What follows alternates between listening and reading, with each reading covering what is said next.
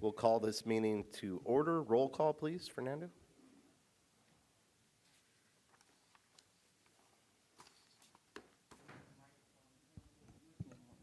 Councilmember Rivas. Present. Councilmember Green. Present. Councilmember Beltran. Present. Vice Mayor McCurvey. Present. Mayor Meister. Present.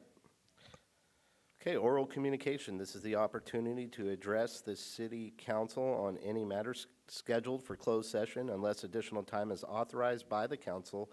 All commentary shall be limited to 3 minutes. I'm not seeing anyone. City manager. Thank you, Mayor, members of the council. We have 5 closed session items. The first one is Government Code Section 54957.6, conference with labor negotiator, agency negotiator Richard Tree and Juliana Andrade. Employee organizations include Management and Confidential Series, Porterville Safety Support Unit, and Porterville City Employee Association. Item number 2 is Government Code Section 54956.95, a liability claim. Claimant is Singh Prum, agency claimant against City of Porterville. Item number 3 is Government Code Section 54956.9D1, conference with legal counsel, existing litigation, Brandon Gonzalez versus the City of Porterville, et al., Tulare County Superior Court, case number VCU 328948. Item number 4, Government Code Section 54956.9D1, conference with legal counsel, existing litigation, Essa Gill versus 288 North 2nd Street, et al., Tulare County Superior Court case VCU 329615. And finally, Government Code Section 54956.9D1, conference with legal counsel, existing litigation, Sherry Reed versus City of Porterville, Tulare County Superior Court case number PCU 332841.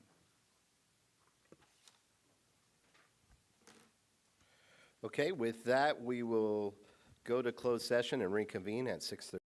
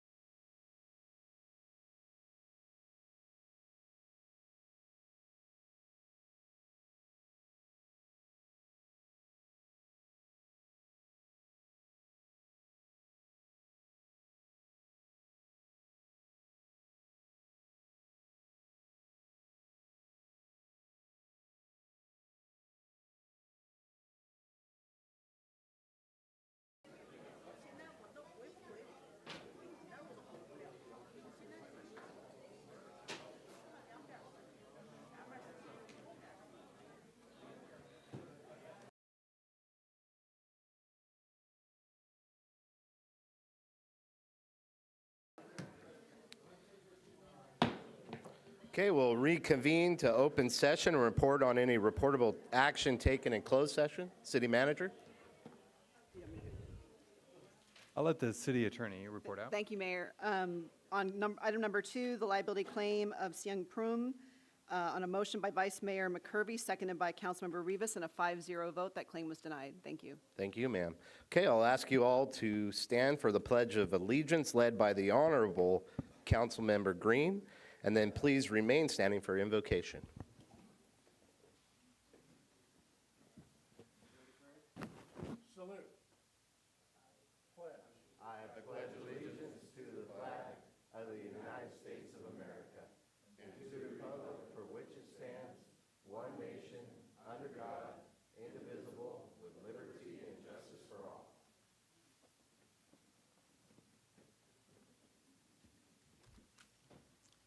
My prayer today, Father, as we gather together in unity, one mind and one accord, we choose not to be separated from the needs of the people of Porterville. Let us work together in harmony for the betterment of our community. I pray for godly discernment within our council members in all issues. Time does not stand still, and the needs of the people will break the silence from those who feel that they have not been heard. The midnight call will open the doors that have been shut and locked. Allow our city to rise above to heights we have never encountered. May our light shine like a beacon to represent our city to be a source of inspiration, hope, and guidance for all. For the seniors of this community who have gained wisdom throughout the years of their life, not to be put into the pasture, but to be a voice of guidance, with ears opened to hear and hearts to receive with honor. For our children and our students, I pray our city will dedicate their efforts to empower our young people to be all that they desire to be. Strong men and women with a yearning to rise above the negativity and become pillars of this community, determined to walk in their divine destiny. A city that protects each other, not divided. For a kingdom divided cannot stand. We honor our police department, our firefighters for their dedication of their services for the safety and the protection of all. Help us to raise our children to have and to show respect for all. And last but not least, we honor the death and the resurrection of our Lord Jesus Christ, not the man-made celebration of bunny and colored eggs, but we honor the ultimate sacrifice of love made for each and every one of us in the name of Jesus. Amen. Okay, I'm not seeing anyone else. Please be seated.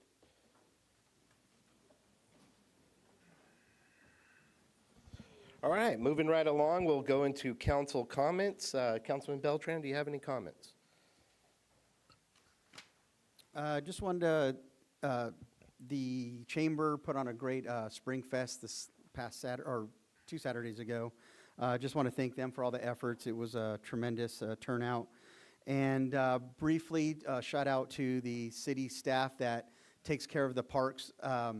Obviously, it was Easter, and there was a lot of use of the parks on Saturday and on Sunday, and it was really amazing to see those department staff out there cleaning up the parks, and they look good as new by early morning, so I just want to recognize them for their efforts. Thank you, Councilman Beltran. Councilman Green, do you have any comments? Not at this moment, Mayor. Councilman Rivas. No, not at this time. Vice Mayor McCurvey. Yeah, I have a few comments. I had the honor of attending and participating in the Exchange Club annual First Responders Dinner. It was an outstanding event honoring our first responders all around the county. We have many here tonight. It's great to see you all here. It was an honor to have the PC art class there that were recognized with the Exchange Club with the mural that they just put up for first responders. It was really nice to see that. It was a great event. We also went to the Chamber Mixer, which was excellent. Our very own Councilman Stan Green won a big raffle prize, as well as Scott Bowler. It was a lot of fun, and the build-up to the Taco Frenzy for that spring festival, that was awesome. The Wall of Fame, the dedications that we made were great. It was a great fanfare. We had a full audience with a large contingent from the rescue mission to honor Susan Uptain and her lifelong contributions to our city. Her commitment to the people and local history through our local museum it's just unmatched. So it's really great to see that event. It continues to be a great event for this community. Was able to, we had the Charter Committee meeting last week, and it was a great discussion. For those of you that missed it, it's out there on YouTube, about our Constitution. We're celebrating 100 years of charter this year, and we're looking at our charter. When the Charter Committee found 41 things that we think need to be looked at within that charter, and it's something that we had a great discussion about what needs to be in there, what maybe is outdated and things like that, and things to review. There'll be more information coming in the next meeting on that, but it was honoring 100 years and looking at that Constitution as a constitutional city is really important. I trust you all had a great Easter with your families as we honor our Lord and Savior and our Creator. We're making great progress in a lot of areas, and I wanted to talk about this event. We're having a historical flag walk event that's coming up on April 25th. This will be museum-driven, docent-driven, and it's really about our downtown and our nation's history, and we're going to celebrate 100 and 250 years. So I hope you guys would join us for that. It's going to be on a Saturday. We're working with the Military Academy to bring out some of our cadets to do the flag ceremony, to honor our flag and the meaning of the flag. And that should be a great event coming up on April 25th. So lots of stuff going on in our community, and the spring has just started. Pace yourself. We're going to have a lot of fun. There's a lot of things going on that with reading and other things that we can do to serve each other in the community. So I just wanted to report on those things. Thank you, Mayor. Thank you, Vice Mayor. Well, like the Vice Mayor and my colleagues had a calendar of events, so just like to go through them real quick. 22nd, I went to the Elks Lodge swearing-in ceremony. Congratulations to Adrian Moraga and the members of the Elks. They do a lot of great work in our community. One event that they work on is the Flag Day celebration, June 14th. Really love working with them. The 25th, I also attended the Public Safety Recognition Dinner.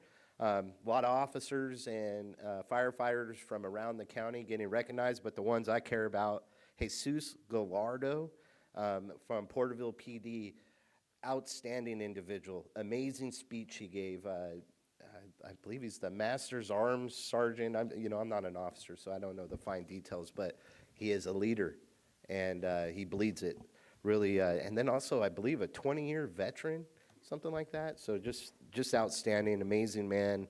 I could see how people are attracted to him, his presence. And then Firefighter of the Year, Darren, and Chief Cogburn, you're going to have to help me with this. Is it Noe? All right, I got it right. So Darren Noe, another outstanding individual, Firefighter of the Year. I actually was one time at the fire station 71 here. I watched him climb up the pole to ring the bell. And then he challenged me to do it, which I did not try. So outstanding to our first responders, great event, and look forward to it again next year. The 26th, I had the great privilege to attend a luncheon with the police department, chief of police. Thank you for the invitation. It was a great time. 27th, we had the Wall of Fame. Just every year, it's such a privilege for us to be able to nominate individuals that we think are really have earned the respect of the community to be able to be on the Wall of Fame. And so I'd just like to say their names: Dale Anderson, Susan Uptain, Kathy Camponi, David Horowitz, and John Lucy. Congratulations to them. They live forever on our Wall of Fame. Well, thank you. The 30th, we had a special council meeting, as the Vice Mayor had stated, looking at our charter. Our charter is 100 years old. There is language that is 100 years old, and then also 1971, and the times have changed. I really am taking the position of returning the power to the people. That's where we have to lead on. And so some of those things with returning that power to self-perform maintenance in the city of Porterville. Cost in construction has gone and exceeded what the city of Porterville can afford. And so we have to be able to do more work in-house whenever we can. And then another major component of returning the power to the people is elections, not selections. We should no longer allow the council to decide who our leaders are. It should go to a vote to the people. The people should decide our destiny. And that's true power, is when it's in the people's hands. And so those are things that I'm going to be trying to be putting on the ballot coming up here in the future, and I'm hoping that the people of Porterville support it. April 1st, I had the great honor of meeting with leaders from Chamber of Commerce. We talked about the Christmas parade, which we're going to have a presentation here tonight on, and what we're going to do here in the future of Porterville with the Christmas parade. But I wanted to extend an olive branch to Chamber of Commerce because they declared that they were no longer going to be running the Christmas parade, and the city will be filling that void. But I want Chamber to still be involved. It's tradition in our community. It's part of our heritage, and I want to keep that alive. And so we talked about that in ways that we could still collaborate and work together. We also talked about the downtown committee. I challenged the leadership of Chambers to join the downtown committee because that is where we set policy. Chamber has the business owners, and we want to bring them together so we can set good policy. And then we also talked about joining our calendars of events for the city and Chamber of Commerce, and trying to put out some kind of calendar of event that could go to businesses so people can see when you go into a storefront what's going on in town, what's coming up in the future. I thought it was a great conversation. We also talked about trash enclosures and parking issues on Main Street, and then set up some future meetings for future agendas. So really looking forward to working with the Chamber, and ultimately our goals, our visions are the same. We want to do better for the community of Porterville. On the 2nd, I went to the Cellar in Don Vino's. I saw the Don Vino's commercial drop today. Really trying to promote shopping local. You want to see Porterville grow. You want to see businesses stay open on Main Street. We have to go and visit those places. And so that's what I'm trying to do within my powers as the mayor. And Eureka, really appreciate the work on that. And also, I'm blanking on his name. Caden, thank you, ma'am. Yes, Caden, an outstanding editor, and did an amazing job. And then, just so people are aware, Porterville College is in the process of painting a mural. I can't think of what street that is. It's Mill Street. Thank you, sir. So it's a farmer walking in between orange groves and a great vineyard. Once again, another beautiful mural. They're doing an outstanding job, and I just want to give them a shout out and a thank you. Okay, with that, we will move on to presentations. City Manager. Thank you, Mayor, members of the council, and members of the public. We have two presentations tonight. The first one, as tradition, we'd like to recognize an outstanding employee of the month. And in addition, we also wanted an opportunity for each department director to give a short presentation on a little bit, so that the council and the community can know a little bit more about what this department does, highlight some of the successes they had the prior 12 months, and also identify and talk about some things that they're working on for the future. So with that, I will turn the time over to Ms. Andrade for our Employee of the Month and department overview. Thank you, City Manager.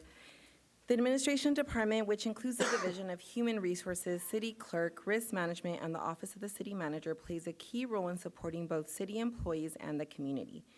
The department handles a wide range of responsibilities, from assisting with passport applications and claims to recruiting new staff and managing employee wellness and benefits. 2025 was a busy and productive year for administration. The Human Resources Division conducted 34 full-time recruitments, processed over 1,900 applications, and held 17 new hire orientations. This reflects a strong commitment to building and supporting a high-quality workforce. The city's passport acceptance facility, which is recognized annually by the U.S. State Department for Excellence, continues to provide exceptional service to our community.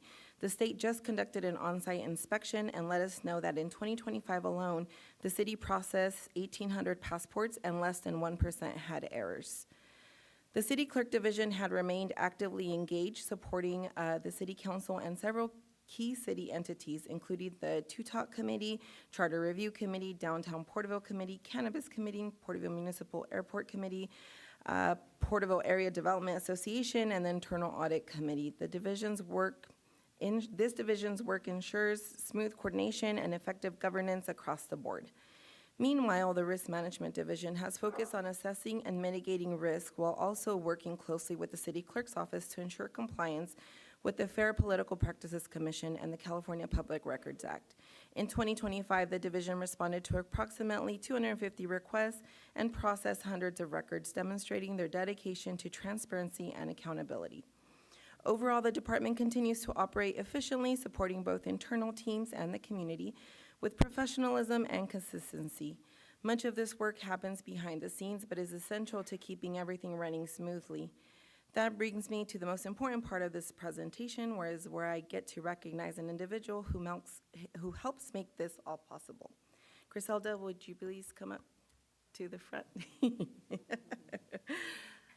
I am pleased to announce that Griselda Hurtado has been selected as our Employee of the Month for April 2026. Griselda began her career with the City of Porterville as an account clerk in the Finance Department in September 2013. Griselda was the first person customers saw when they came in to pay their utility bill, and she always helped with a smile. In 2020, Griselda transferred to the Administrative Services Department, where she now works as an administrative analyst in the Human Resources Division, a role that is vital to keeping everything running behind the scenes. The work done in this area supports every part of the City of Porterville and helps the daily functions continue seamlessly. Griselda consistently demonstrates reliability, attention to detail, and a strong commitment to excellence. Whether supporting team members, managing important processes, or handling the critical details that keep operations on track, Griselda's contributions to the team and positive attitude make her an outstanding employee. What stands out most about Griselda's ability to make sure that everything comes together smoothly. So much of what we rely on each day works because of the effort happening in the background, and Griselda is a key part of that success. Outside of work, Griselda enjoys traveling, spending time outdoors, photography, and reading. She belongs to 2 book clubs, and her favorite genre is thriller mysteries. At home, she shares life with her husband, Josh, and her 2 sons, Noah and Ezzy. She is a graduate of Monachi High School and California State University Stanislaus. With the start of baseball season, Griselda will also be cheering on her favorite team, Go Giants. Griselda, thank you for your hard work, your dedication, and the positive impact you have on this team. It is truly appreciated. Please join me in congratulating Griselda as our Employee of the Month for April.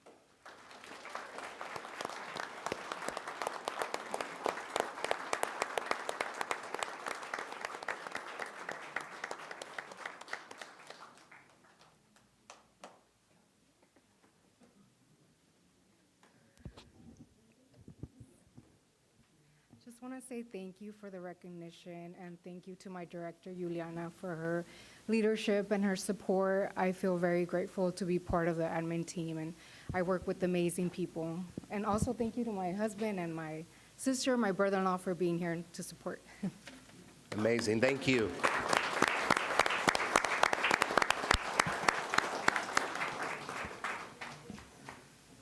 Okay, City Manager?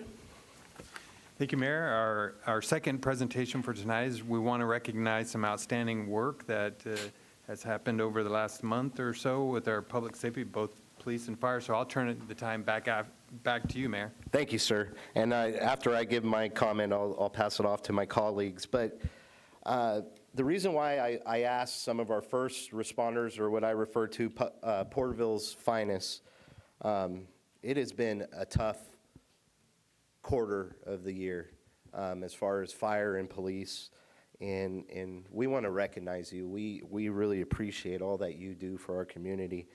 And just starting with police, we had our first murder in 3 years right off the river, and our detectives were able to solve that murder within 30 hours. It's pretty outstanding. And then we had a robbery off of Olive and Newcomb at the gas station there, and our detectives were able to solve that robbery within 12 hours. Some kids from Hanford coming and thinking they could rob Porterville. And we're setting the tone, and I want to use certain language, but I'm the mayor, so I can't. But I appreciate the hard work, the dedication that Porterville Police Department is giving to the citizens of Porterville. And we want to recognize you here tonight. I also want to recognize our fire department. We've had 9 casualty fires since December. And I sitting here and thinking about that statistics, we're probably not recognizing enough firefighters here today. Probably the same thing with Porterville PD. Probably not getting everybody, and it's unfortunate. But if I did miss someone that you guys can think of, I would like to get them a challenge coin.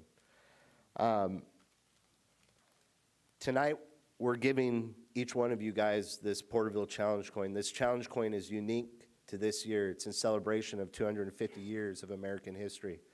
It's got our statue, our farmer statue that's on Main and Henderson, and it says America 250 on the front. And also on the front, it says E Pluribus Unum, which is our nation's first motto, out of many, one out of many, which represents the city of Porterville. And on the back side, it's Porterville Home Rule 100 years. That's 100 years of charter status.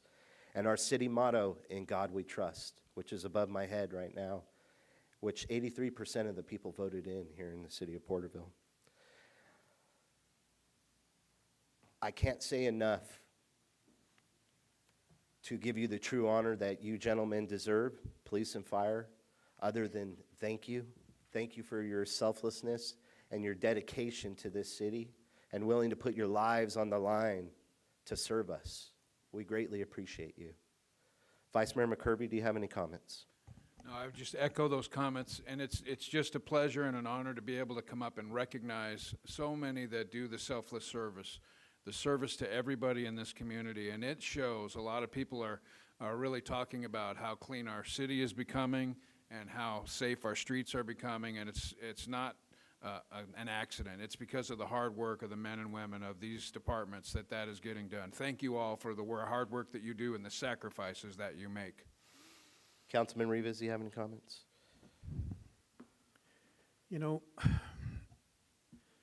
I echo a lot of what the mayor and the vice mayor said. And I do understand what you guys go through, because every time you put on a uniform, it reminds me of the over 3 decades that I served with the state and the county. So, you know, trust each other, watch your six. It is a thankless job, but you're doing it because it's in your heart and you were destined to do it. Always remember one thing, and that's what I always remembered after I left uneventful times in my career, is always look at the positive thing, no matter how small it is, and focus on that, and it'll get you to the next day. But never, never lose sight of the Lord Jesus Christ, because if you lose faith, you lose everything. So with that, I commend you. Keep on doing the honorable work that you do, and earn your retirement, and earn your time with your family, because that's what you want. You want to end the same way you left that morning. You want to come home to your family. And for me, that is what kept bringing me home, was my Lord Jesus Christ, my family, and my friends and my co-workers and my colleagues. So with that, I appreciate everything that you guys do. Keep on doing the great job that you're doing, the great service, and always just trust each other and watch your back. Thank you. Thank you, Councilman Rivas. Councilman Green? I don't know what more I can say. I think everything you guys said, I absolutely concur and agree with. And you guys are right. The city looks better. I know I've seen the homeless situation improve.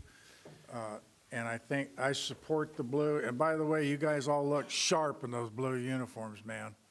You guys look cool.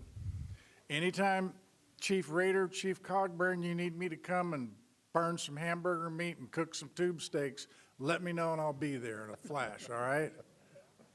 Thank you. Councilman Beltran? Yeah, first of all, just I appreciate you guys. There's a number of times I've had to call the fire department. A neighbor's home caught on fire and caught our home on fire, but you guys were able to save our property. I've had to call PD for thefts and different incidences, so I just appreciate your guys' call to service, it's interesting because not like everybody has that instinct to put themselves in harm's way and serve others. In the most dire of needs, that's when you guys get these calls. So just thank you personally. I know it's a challenging job, but also to the community members. I know society sometimes gives, especially the police department, a hard time. And I want them to be reminded by what this small community does, how patriotic we are, how much we care about our police and fire, all first responders, even dispatch, everybody down the chain. It's a team effort. And just from our community to you guys, I hope you guys see that out there, that you guys are supported and cared about. I know whenever I'm out and about and I see you guys out on stops or different things, I'm making sure like you guys are safe. I pull over or avoid the area just to make sure you guys can work without distractions. But just thank you again for your service. Yes. Thank you, Councilman Beltran. Chief Rader, do you have any comments? I think we'd just like to thank the council and the city leadership and the community for taking the time to recognize and celebrate our folks. They act with precision, aggressiveness, professionalism, and compassion every day. And I know we're all very proud of them, and we're thankful that you are too. Thank you, sir. Chief Cogburn? Yeah, thank you, Mayor. As Chief Rader said, thank you for recognizing them. We appreciate you and your kind words. I'd also like to just recap a little bit about that incident, the one you're referring to. When our crews arrived on scene, they initiated an aggressive fire attack and searched the building. When they found the patient, the victim, she was pulseless and non-breathing inside the residence. They removed her from the home, resuscitated her. She was transported to the hospital, and I'm happy to say today that she was released from the hospital and is back home. So it's really kudos to them. And you're right, we have had a rough few months, rough 6 months with the number of fatal fires. But one thing I'd like to add is that on each of those fires, the men and women of the department made entry into those homes. They searched them just like they did with the one where they had the rescue. Sometimes, unfortunately, the outcome is not as we want. But they will get inside these homes, they will search, they will do their best. And you're right, echoing the desire to serve. They have a servant's heart. And they would do this day in and day out for the community. So with that, thank you. And they have lived it, so thank you, Chief. Okay, I have challenge coins. You guys have the certificates. We're not going to read out every certificate because we've got 30 guys here tonight, something like that. But if you would hand out the certificates, council, if you'll help me hand out. Yeah, if you guys would come up, we'd love to give you. And as you guys come up, I'd just like to state there's only 1,000 of these made. So they're very special, they're unique, and you're getting one.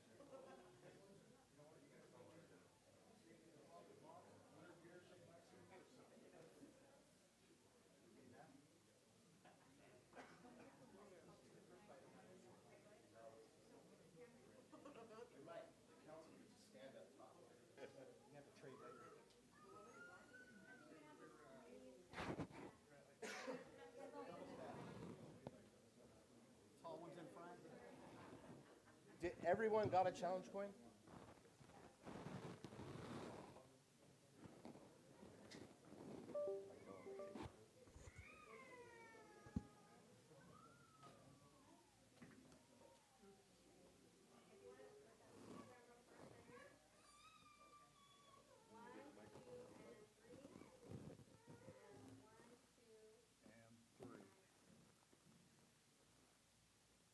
All right, where are we looking next? Family? Family in the middle. Ready? 1, 2, 3. 1,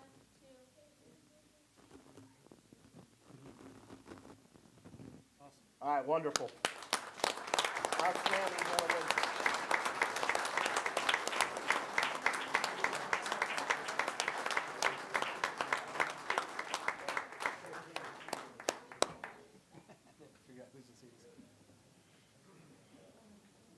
Love the blue. Thank you, guys. Thank you, guys. Thank you. Thank you, gentlemen.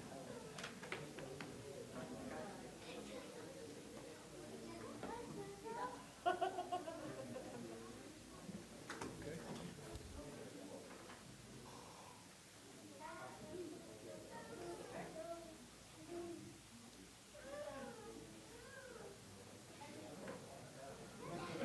so crowded. Pardon me? That's why it was crowded. Yeah, that's exactly why, so.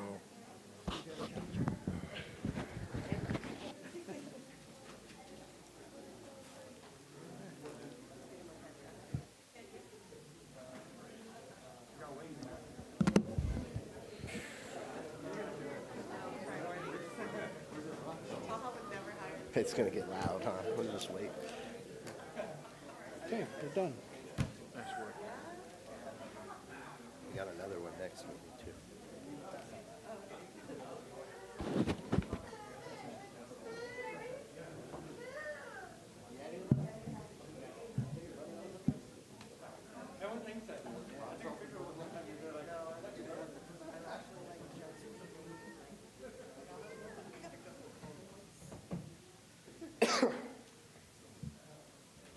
Okay, we'll move on to reports. City Manager. Thank you, Mayor, members of the council. We have two informational reports for the council. The first one is in regards to our spring cleanup, which will be held on April 18th from 8 a.m. to 2 p.m. This is an semi-annual event. We have one later in the year. Encourage the community to take advantage of this free day. You don't have to drive to Woodville to the landfill. You don't have to pay any fees. All you need to do is show us your utility bill and don't have a trailer longer than 10 feet. Thank you for the report, City Manager. And I'd just like to add, I forget what the number was. It costs us $15,000, $20,000 to do this event. We do it twice a year. Yes. Is that a good number to put out in the public? Yeah, a big expense is mailing out the flyers to every resident. That's around 12,000 if I remember. And then Wow. the labor hours, not only the day of the event, but the next day when we take it all to the landfill. So just a request, I know the chiefs left the room, but they have some of the more popular platforms as far as social media. I imagine we're putting something in the recorder as well. But I was thinking if we could advertise the spring community cleanup on the police and fire platforms via social media, I think it would help get the word out. We're spending this kind of money. We want to get the best use for the constituents of Porterville. Is there any other comments on the spring cleanup from my colleagues? Well, I would just say, I did a little math on that. It's $13,000 to do the flyer, to stuff the envelopes, roughly about $1 a piece. It's about $6,000 for the staff to do the work, and it's about $6,000 to go and complete the dumping. And, you know, we take advantage of this every year. A lot of people, police take advantage of it. We do spend the money to take care of this now is a bigger challenge to go out to the landfill because you now have to pay the fees and you have to drive all the way out to Wood Lake. So it's really something we need to take advantage of as we continue to work to keep our city clean. But there is an expense to it, so people need to understand what that is because I think it's worth the expense, although it would be nice to knock that flyer number down because that seems like a pretty high number. So better communication, if we can find a way to knock that down, that would be great. Okay, any other comments? I'm not seeing any. We'll move on to the next staff report, sir. Yeah, the second informational report is in regards to the Christmas parade. I'll actually turn the time over to Deputy City Manager Moore. He's taken the lead and Thank you, Mr. Tree, Honorable Mayor, members of the council. The Christmas parade, historically sponsored by the Chamber of Commerce and the Rotary Clubs of Porterville, it's been a long-standing tradition in the city. As mentioned earlier, in February, the Porterville Chamber of Commerce announced that it would no longer be involved in organizing or sponsoring the parade. Following this announcement, city staff spoke to Rotary Club members to assess their interest in continuing to participate in parade operations. Due to decreased membership, Rotary indicated that it's no longer able to fulfill its previous roles. However, they provided valuable information to assist with a smooth transition. As a result, Parks and Leisure Services will assume responsibility for organizing and managing the parade, including all logistics and event coordination. The Parks and Leisure Services Department produces several large-scale community events annually and is well-positioned to support the continuation of the parade. As the city assumes responsibility for the parade, staff will explore ways to build upon the event's success by strengthening community partnerships, identifying sponsorship opportunities to offset costs, and create parade enhancements. The goal is to preserve the tradition of the Christmas parade while continuing to grow it as a premier holiday event for the Porterville community. The city's estimated annual cost to support the parade is approximately $10,000. This includes personnel, portable restrooms, lighting, and other ancillary event-related expenses. Parks and Leisure Services will assume an additional estimated $6,800 in staff time and other expenses to produce the parade. Thank you, sir, for the report. Does council have any comments? I'll do a brief one. Yes, sir. We talked, I wasn't able to really be part of that initial meeting, but hopefully we'll follow up. I gave some ideas to city manager and staff, or a briefing yesterday. But the idea was to start doing some of these, because we had paid like the Veterans Day to have it televised, and that's an expense. But one thing that we can start to work on is maybe using the, and I mentioned it before, the local pathways for their multimedia classes to maybe televise it, but then also looking for sponsorships during the, I say televised, but it's on YouTube, it's streamed, that we could do advertising as well for local businesses to help offset the expense. So they'll continue working on it. This will, this is going to come up faster than we anticipate. It's a lot behind the scenes, but just going forward to offset at least the cost and get maybe more youth involved. I really like the idea, and it's what you're thinking is a long plan, right? It's not going to come together this year, but over the years, that's a great idea, great input. Any other comments? Well, I just want to add, a lot of organizations today, and I think we've all belonged to some organization where you have volunteers from a generation past that have still leading organizations, but we haven't had a lot of young people that are now volunteering as much as they used to. And so I can understand some of the challenges that we have with the Rotary and with the Chamber and other organizations, because staffing these things can be very difficult, and if we haven't passed it on to a new generation, it's a challenge. And I'm really proud of the city by just taking this over. And I want everybody in the audience to know that when we close down Main Street, we studied this in the downtown committee, it costs $10,000 every time we do that. So the Spring Festival, every time we have when we shut down Main Street, we have to go through that process. And it's for the entire community, so we think it's money well spent. We want to make sure that when we do those, that we get the most out of them. But I think that a city has always been, a big part of this Christmas parade. And so taking on the lead on this is, I think, something that we can adapt to pretty easily. But just want to put it in perspective, because there's a lot of organizations that are changing over time, and we got to make sure and fill those organizations out. And it's hard to get people to volunteer their time these days to fill those organizations out. And that's across the board. That's a very general statement, just to close that. Thank you, Vice Mayor. Well, some of the things I'd like to just state for the record, I really appreciate, for one, city staff stepping up and putting this report together and building a game plan so that our traditions stay alive and continue.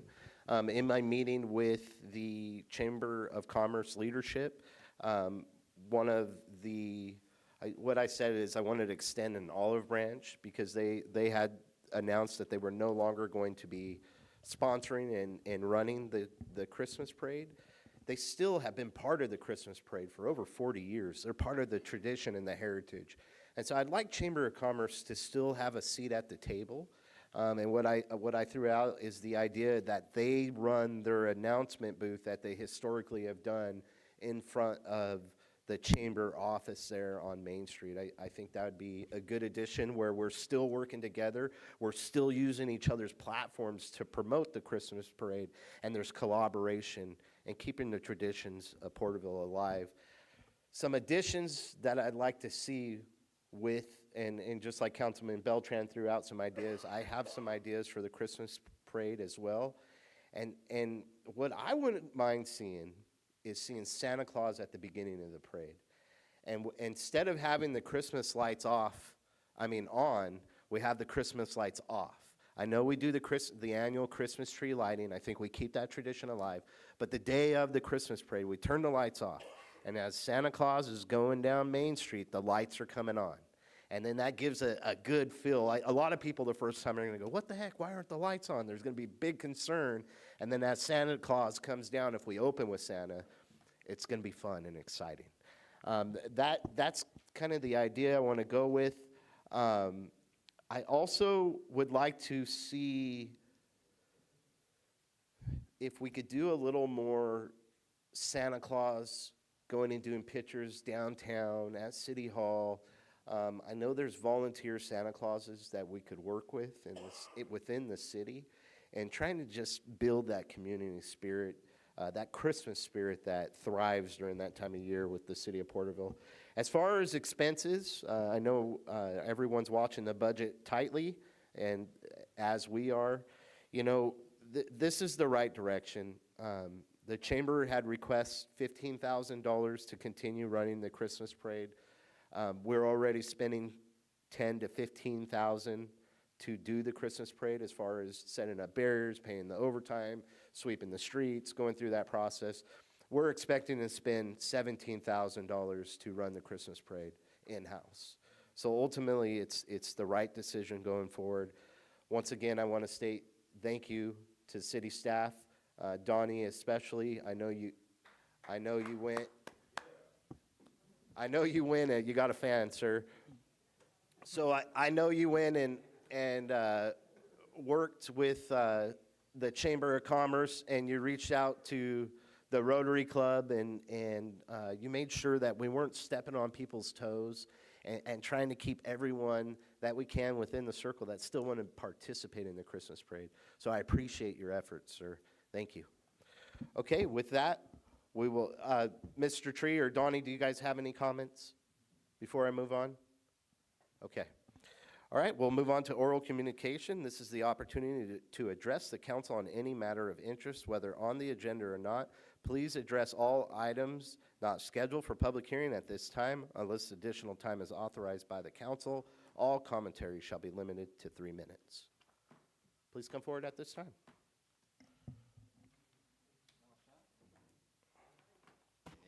I guess I'll break it open. Taha Saleh, address on file.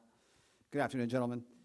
Thank you for that report. I am super excited about the Christmas parade and what's in store. I always dreamed about the collaboration. However it came about doesn't matter, but I'm just glad it is happening. And I know what the city does and what Parks and Leisure does as far as all the events, so it's going to be, I'm really excited. And the individuals, although they're part of organizations, there are a lot of individuals who have a lot of investment and heart and that are going to show up. So I'm super excited, and I love your ideas. As far as the consent calendar, something I was thinking about the other day when I was reading this. Lately, we've been having a lot of these considerations of taking stances on certain bills, Senate bills, Assembly bills, and I was just wondering. There was one particular one, I think a month ago, where I wanted to go one way and it went another way. I kind of wanted to split the difference, kind of send back some feedback. I believe in not just saying yes, not saying no, but asking, why, and maybe giving a secondary option. So is there an opportunity maybe for a city, another committee that can look at these bills and maybe give the council some feedback on what the community would want as far as opposition or for certain bills. I don't know what the process is. I don't know how these come up. I don't know if this is a city manager, or maybe just talk about that, like how these things make it to the agenda. And lastly, yeah, I walked around town today. I had a couple of great conversations I didn't expect to have. Almost didn't make it tonight because I come here to have community, to be around people. Thank you for everybody that's here. To everybody that's here, you know, you guys care, and you're part of maybe the 2% or 3% of this community, along with the council that cares enough to be here. So thank you for that. But some of the things that are going on in our community are people that are worried about taking care of their loved ones. That's a big, heavy burden that I'm hearing a lot about. As our parents get older and they need help, it's a lot on people. So I guess I want to just put it out there. Keep up the good work. Ask for help. Take care of yourself first.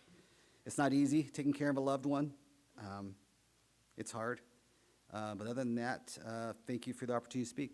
Thank you, Mr. Saleh.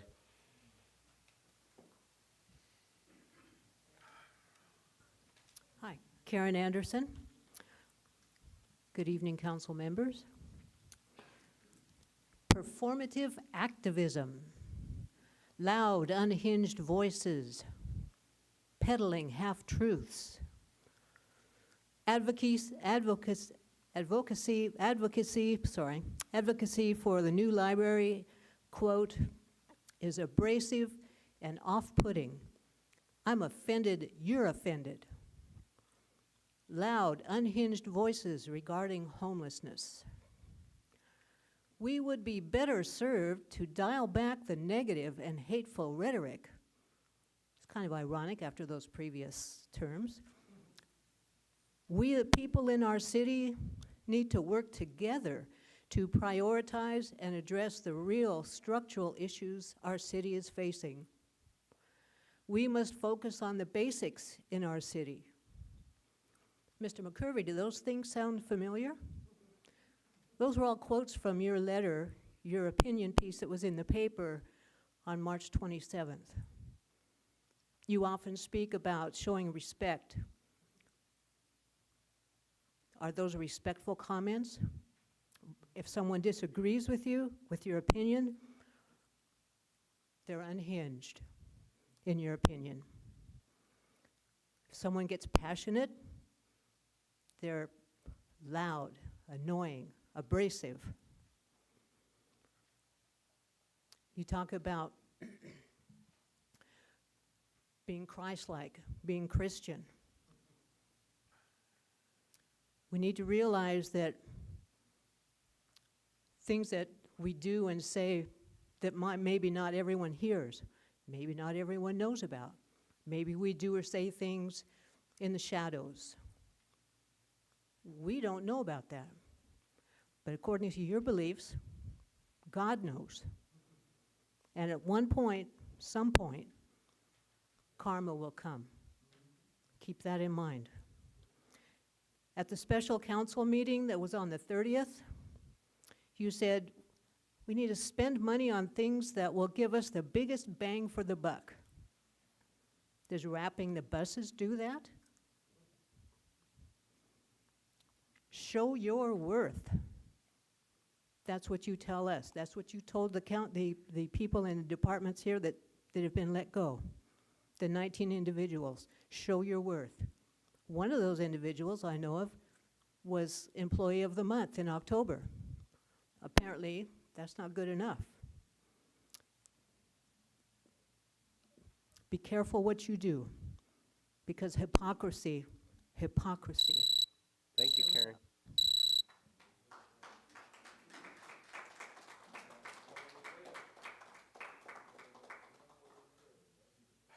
Michael Carley, City of Porterville. I'd like to respectfully request that you pull and reject item 4, the bus wraps, from the consent calendar. Once again, you're hiding controversial items on the consent calendar when you know people will be here to oppose them. I'd also like to point out that when your agenda for this meeting was posted to social media and several people pointed this item out, all of the comments were then deleted. And then the ability to comment on that post was restricted. I think that says something about the transparency you claim. At the risk of being called unhinged once again, Many of us disagree with these bus wraps, and it's not because we're unpatriotic or that we don't believe in God or the city motto, but rather that we take those things seriously. Patriotism doesn't come from words or symbols or monuments in parks or flags or slogans. It comes from actions. Spending this kind of money on wrapping the bus and the flag is unconscionable when at the very same time you are cutting bus routes that make it harder for clinic patients to get to see their doctor and college students to get to class. Budgets are moral documents, and we are well aware that we can't have everything we want. But spending on your performative patriotism projects while your constituents' needs go unmet shows that you care more about what you look like than on serving your constituents. It's time to make a change. Thank you, sir.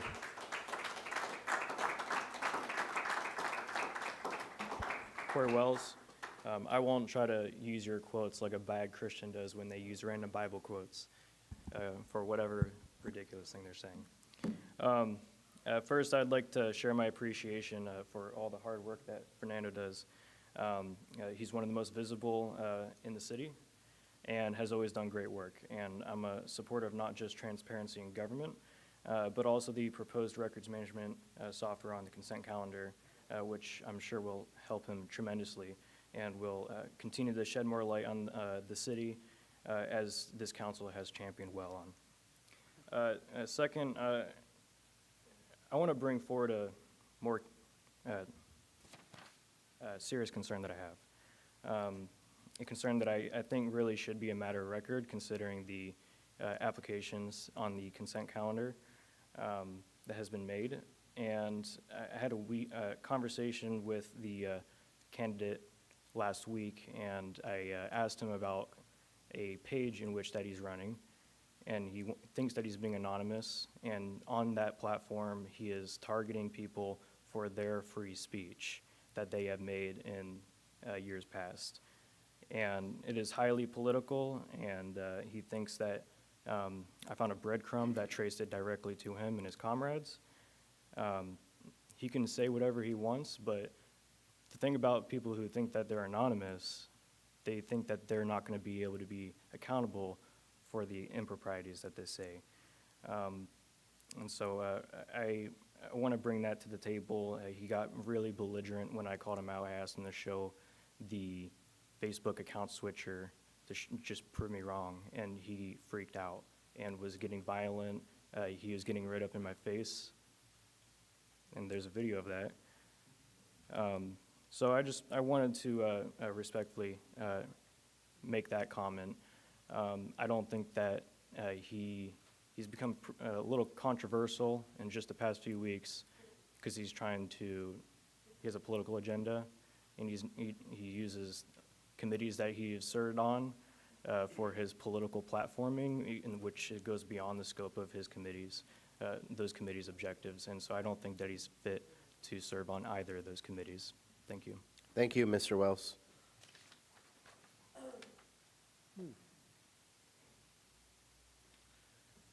Adrian Moraga, Porterville Elks Lodge. Thank you, Mr. Mayor and Councilman Rivas and Stan, Councilman Green, for coming to my installation. I really appreciate it. Our installation, I'm sorry.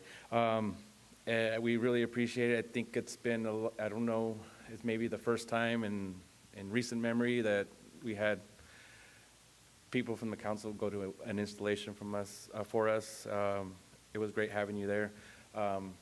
Thanks to Alexis Espinoza from Porterville Recorder for a great article in the paper. And there was a great, we had the Spring Fest, got to see you there and got to have a nice conversation with Councilman Beltran. But that's all I got. I didn't come prepared, so thank you. Thank you. And yes, I'm looking forward to working with you for Flag Day. It really is an honor for me, especially when you look into the history of that.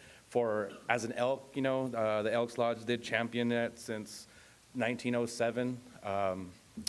I think the Elks Lodge made it mandatory for all lodges to celebrate it in 1911, and it was through the the advocacy of the Elks Lodge that President Woodrow Wilson put it into law, or made the proclamation for the June 14th date. So it's pretty nice to be part of that history and continue it. So looking forward to having a great Flag Day this year.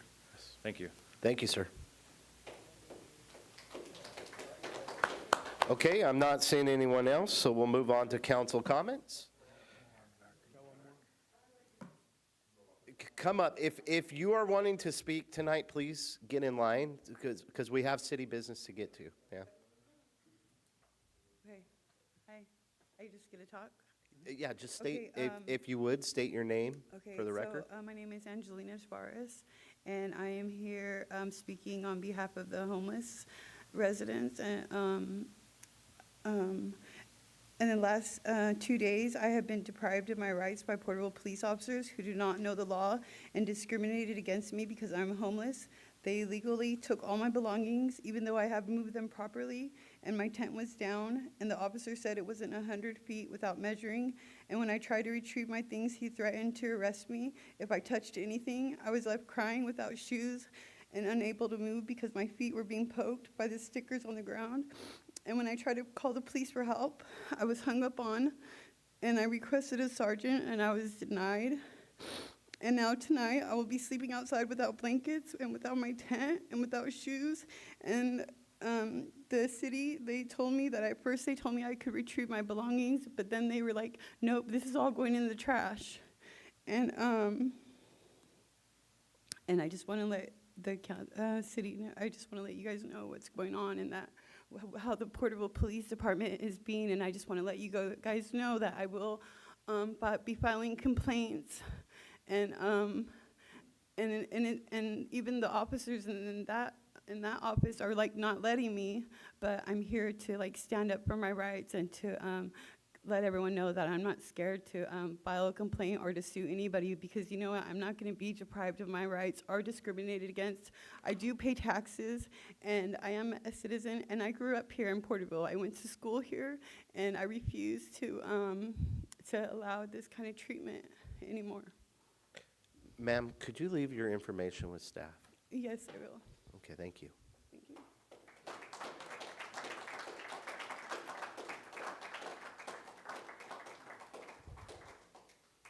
Okay, I'm not seeing anyone else, so we'll move on to council comments.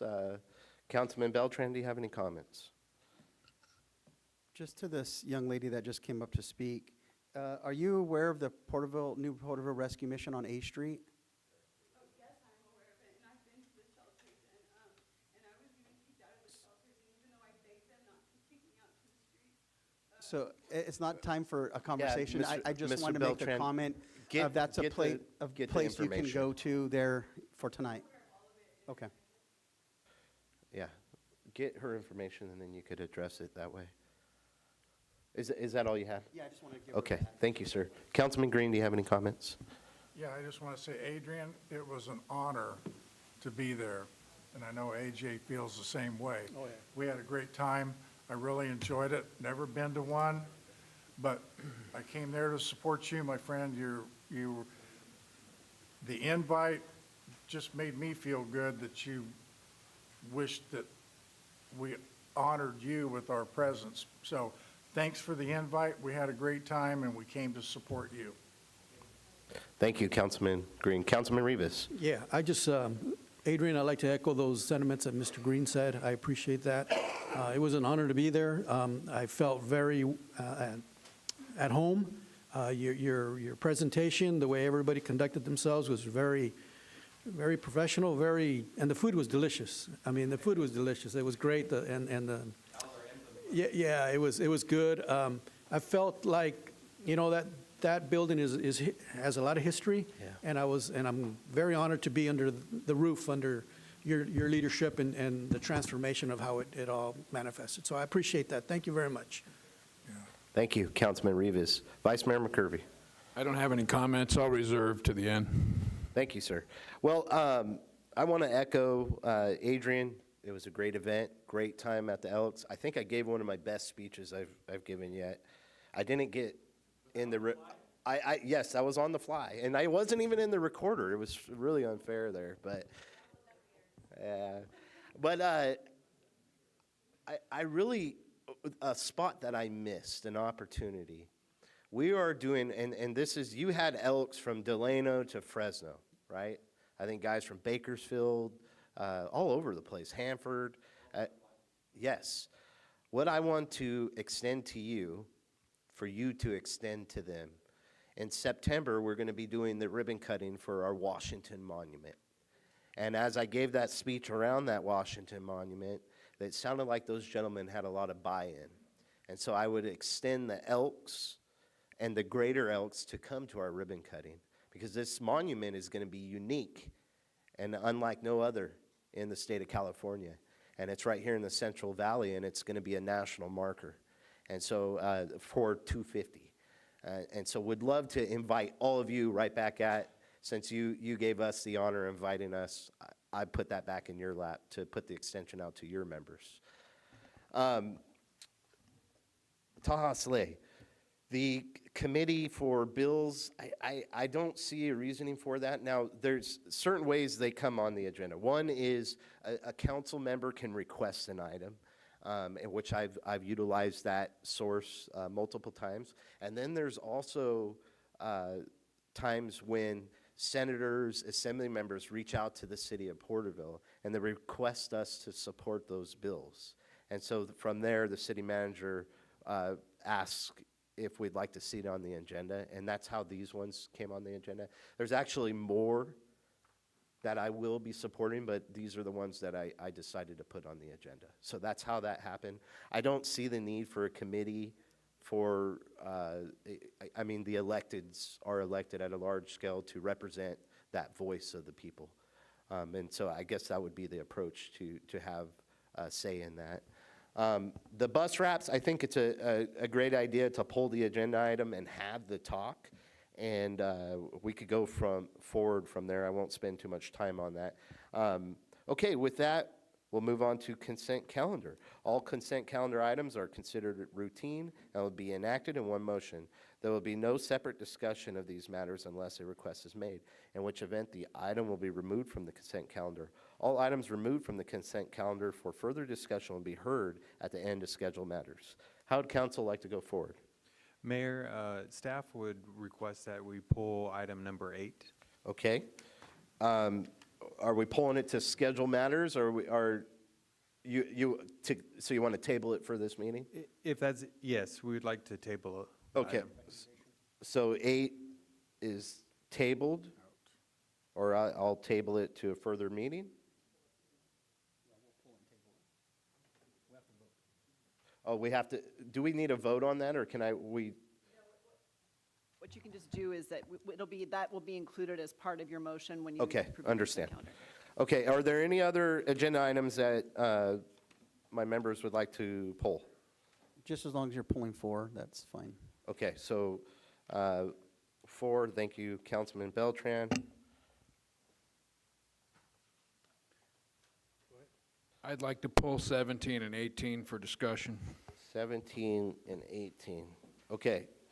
If, is there any others, or I'm ready to make a motion? Okay, so I'll make a motion for 1 through 24, excluding 4, 17, and 18, and I would like to table or move agenda item number 8 to a further meeting. That's my motion. I'll second. Okay, we have a first and a second. We'll call for the vote.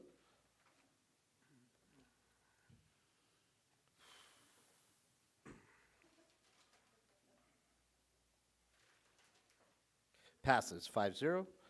Okay, moving on to our first public hearing of the night, City Manager. Thank you, Mayor, members of the council. We have 3 very similar public hearings. I'm going to turn the time over to Director Rodriguez, and the reason why it's coming out of our finance department is also in charge of, or responsible for business license. So wanted to inform the community why this item is being presented by our finance department as well as the council. So I will turn the time over to Mrs. Rodriguez. Thank you, Mr. Tree. Mayors and members of the council, this item is to consider whether the business license for Rose Massage located at 188 West Olive Avenue held by Shuming Zhang and Leon Liu should be revoked. Businesses operating within the city of Porterville are required to obtain and maintain a valid business license pursuant to Chapter 15 of the Porterville Municipal Code. Pursuant to Section 1512 of the Porterville Municipal Code, the City Council reserves the right to revoke the license granted to any person when, after notice to the licensee and upon hearing had, it shall appear the business license is unlawful, immoral, or menace to the public health, safety, morals, peace, or general welfare, or is or has been carried on in an illegal or immoral manner, or in such manner as to constitute a menace to the health, safety, morals, peace, or general welfare of the people of the city. On February 14, 2026, an investigation conducted by the Porterville Police Department at Rose Massage resulted in the arrest of an individual for prostitution. During the investigation, it was determined that that individual arrested did not hold an active certificate from the California Massage Therapy Council, and city records indicate that no business license was issued to the individual operating at the premises. Based on these findings, staff believes there is sufficient basis for the City Council to consider revocation of the business license. The city recommends that the City Council hold a public hearing, consider the information in this report, testimony from city staff, any testimony provided by the business owner, and any other relevant testimony, and determine whether to revoke the business license. The recommendation is that City Council hold a public hearing to consider the revocation of the business license for Rose Massage located at 188 West Olive Avenue, and determine whether to revoke the license based on the evidence presented. Thank you, ma'am. Okay, we'll open the public hearing at 7:41. If you have any comments, please come forward at this time.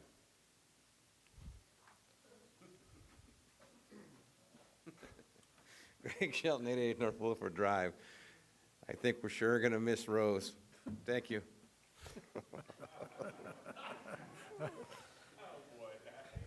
Okay. Mayor, I did want to inform that today I received a letter from the business owner basically speaking in opposition of their business license being revoked, so I wanted to notify the council that we received a letter today.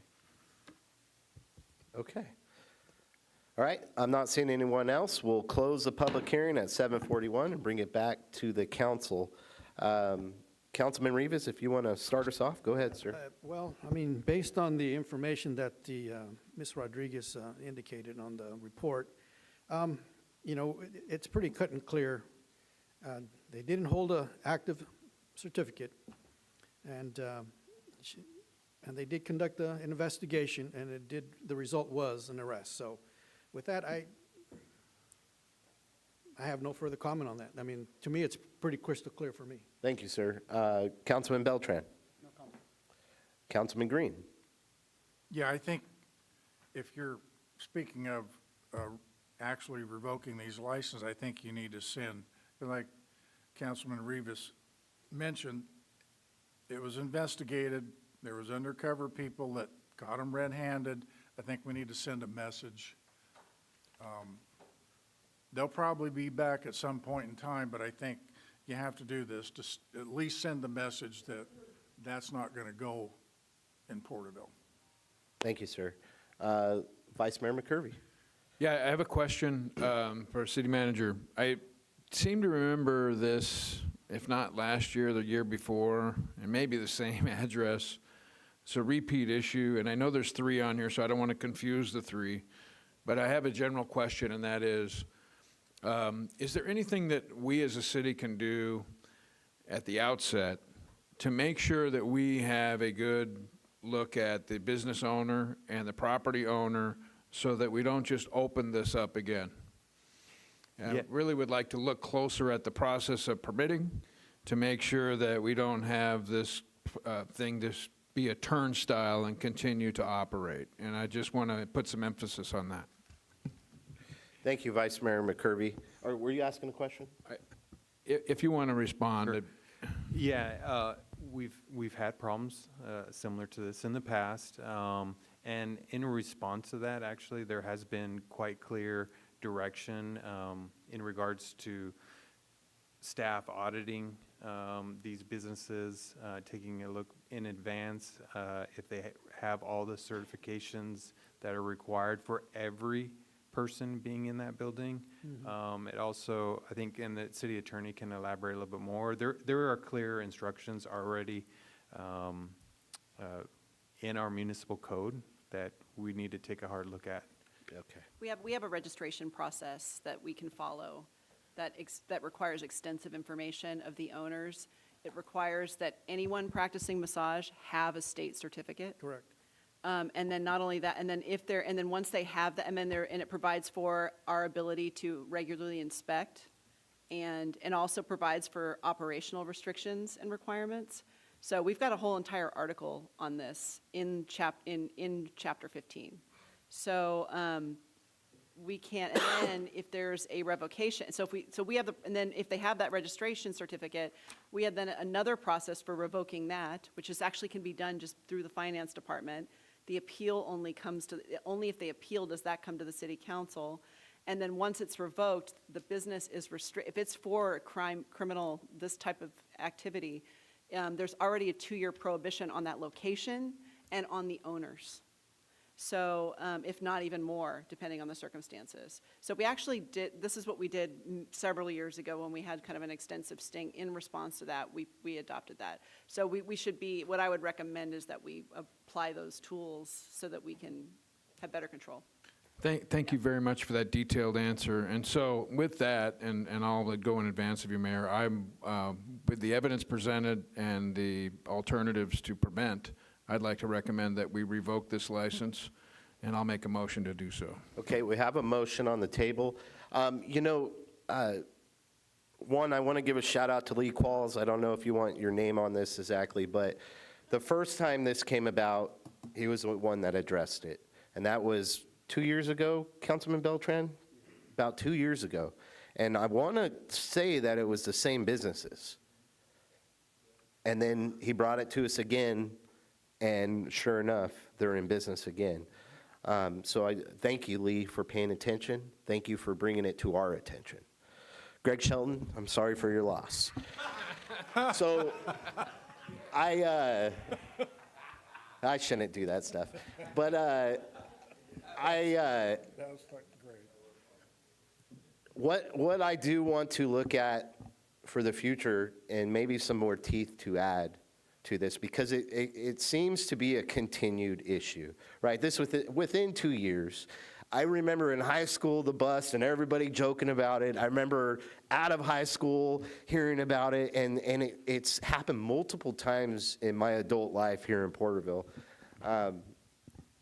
I think that any kind of massage license should maybe have to come through the council for application.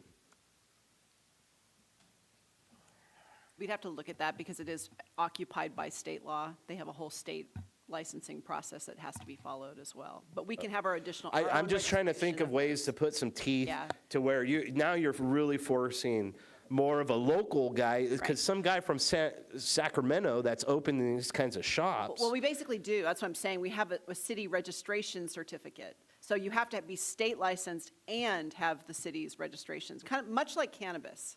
We're sort of following that model where, yeah, you can have your state license, but you also have to go through the city process. So I'm just trying to think of ways to better vet. Absolutely. I am like anti-government. I like less government. But in this case, it seems to continue to happen. And so I'm trying to think of ways to address the issue. Is there any other comments? No, I just, real quick, apparently this one just slipped through our fingers. And, maybe we can, by quarterly, by every 6 months, maybe a sting, if this ever comes back. But apparently, she didn't have a certificate, an active certificate from the massage therapy. So that, to me, is a no-brainer. But shout out to Mr. Qualls. I appreciate it, you bringing it to our attention. But I second that motion, so with that. Okay, we have a first and a second. If there's no other discussion, we'll call for the vote.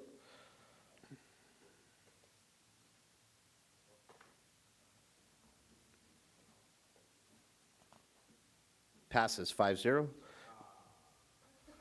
Moving on to our second public hearing. And this second public hearing is in regards, same consideration of revoking the business license for Star Massage located at 1365 West Olive Avenue, Suite F. And I'll turn the time back over to Ms. Rodriguez. Thank you, Mr. Tree. Mayor and members of the council, this item is to consider whether the business license for Star Massage located at 1365 West Olive Avenue, Suite F, held by Jin Yu, should be revoked. Businesses operating within the city of Porterville are required to obtain and maintain a valid business license pursuant to Chapter 15 of the Porterville Municipal Code. On February 14th, 2026, an investigation conducted by Porterville Police Department at Star Massage resulted in the arrest of an individual for prostitution. During the investigation, it was determined that the individual arrested did not hold an active certificate from the California Massage Therapy Council, and city records indicate that no business license was issued to the individual operating at the premises. Based on these findings, staff believes that there is sufficient basis for the city council to consider revocation of the business license. Following notice of the public hearing, the business owner submitted a letter confirming that Star Massage ceased operations and vacated the premises on March 23rd, 2026. The city recommends that the city council hold a public hearing to consider the revocation of the business license for Star Massage located at 1365 West Olive Avenue, Suite F, and determine whether to revoke the business license based on the evidence presented. And then, Mayor, even though we received the letter from the business owner that they have, ceased operations and moved out, we still wanted to bring this forward, and I think it's important to still hold the public hearing and consider revoking the business license because it will block or prevent the same business license for a one-year period. Okay. All right. We'll open the public hearing at 7:51. If you have any comments, please come forward at this time.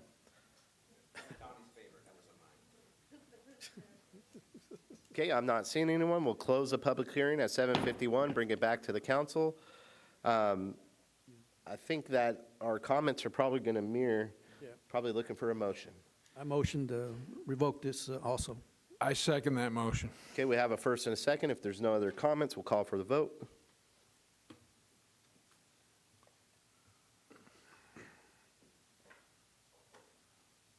Passes 5-0. Moving on, City Manager. Thank you, Mayor, members of the council. This is our final public hearing in consideration to revoke the business license for Diamond Massage Spa located at 1531 West Olive Avenue, Suite A. And I'll turn it right back to Ms. Rodriguez. Thank you, Mr. Tree. Council, Mayor and members of the council, this item is to consider whether the business license for Diamond Massage Spa located at 1531 West Olive Avenue, Suite A, held by Woon Shu Lo, should be revoked. Businesses operating within the city of Porterville are required to obtain and maintain a valid business license pursuant to Chapter 15 of the Porterville Municipal Code.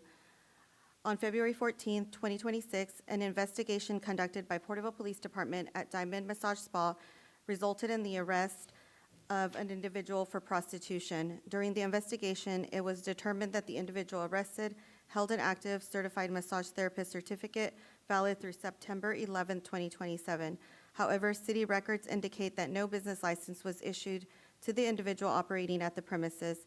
Based on these findings, staff believes there is sufficient basis for the city council to consider revocation of the business license.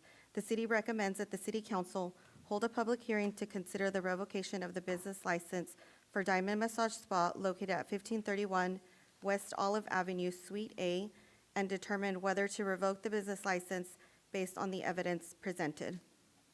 Thank you, ma'am. And I believe the business owner is here. Okay. We'll open the public hearing at 7:53. If you have any comments, please come forward at this time.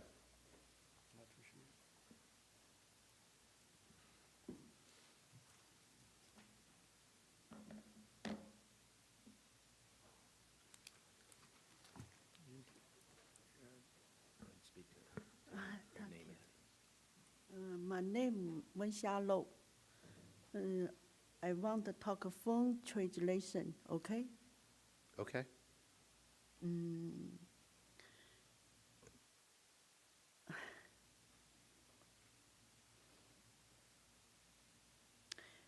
我只希望你们给我一个机会。 Can you guys hear me? Yes. Okay, so she's saying that I wish you guys can give me another chance. 你继续。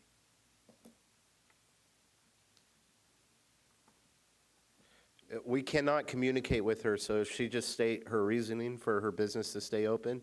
You we- can't, so this is a public hearing, so you actually have a little bit more leeway. Just if you want it, you're able to talk back and forth with her if you'd like, because it's a public hearing. Yeah, okay, then, well, is this the second time this has happened in your shop? No, first time. Yeah. Okay. Do you have any other comments? Sorry, I can't really hear you guys really clear. Can you just say one more time? Do you have any other comments? No. No. Okay. Thank you. 什么意思啊？ One second. Can I talk to her really quick? 你还有啥想说的吗？就你不要只说一句话。啊，我是说，因为我是去回洛杉矶报税了，所以因为这个员工是在试用期1个星期的试用期，所以这星期呢他出现的事情我也确实是不知道，但是呢我也。 I was not in the store at the moment, and then I went back to Los Angeles for filing taxes.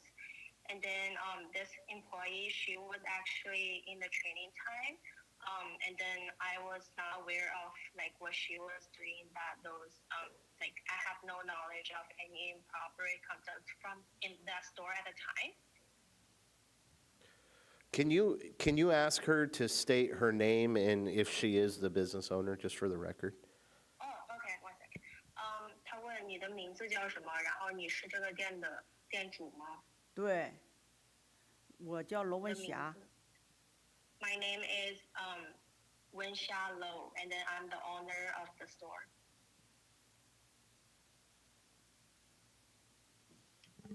Does council have any questions?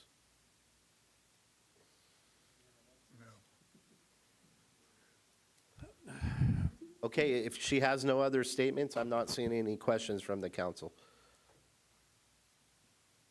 So there's no more questions from the council? No. 哦，他们说他们没有问题了。那可不给我看守吗？看守啥呀？那个营业执照啊。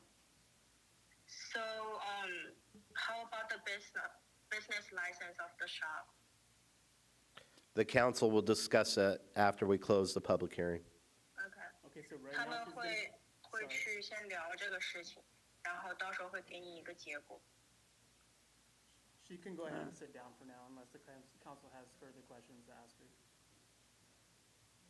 Oh, she can sit down Yeah, for she can now. go ahead and sit down. 那我可以跟他们再说一下呗。会问你问题。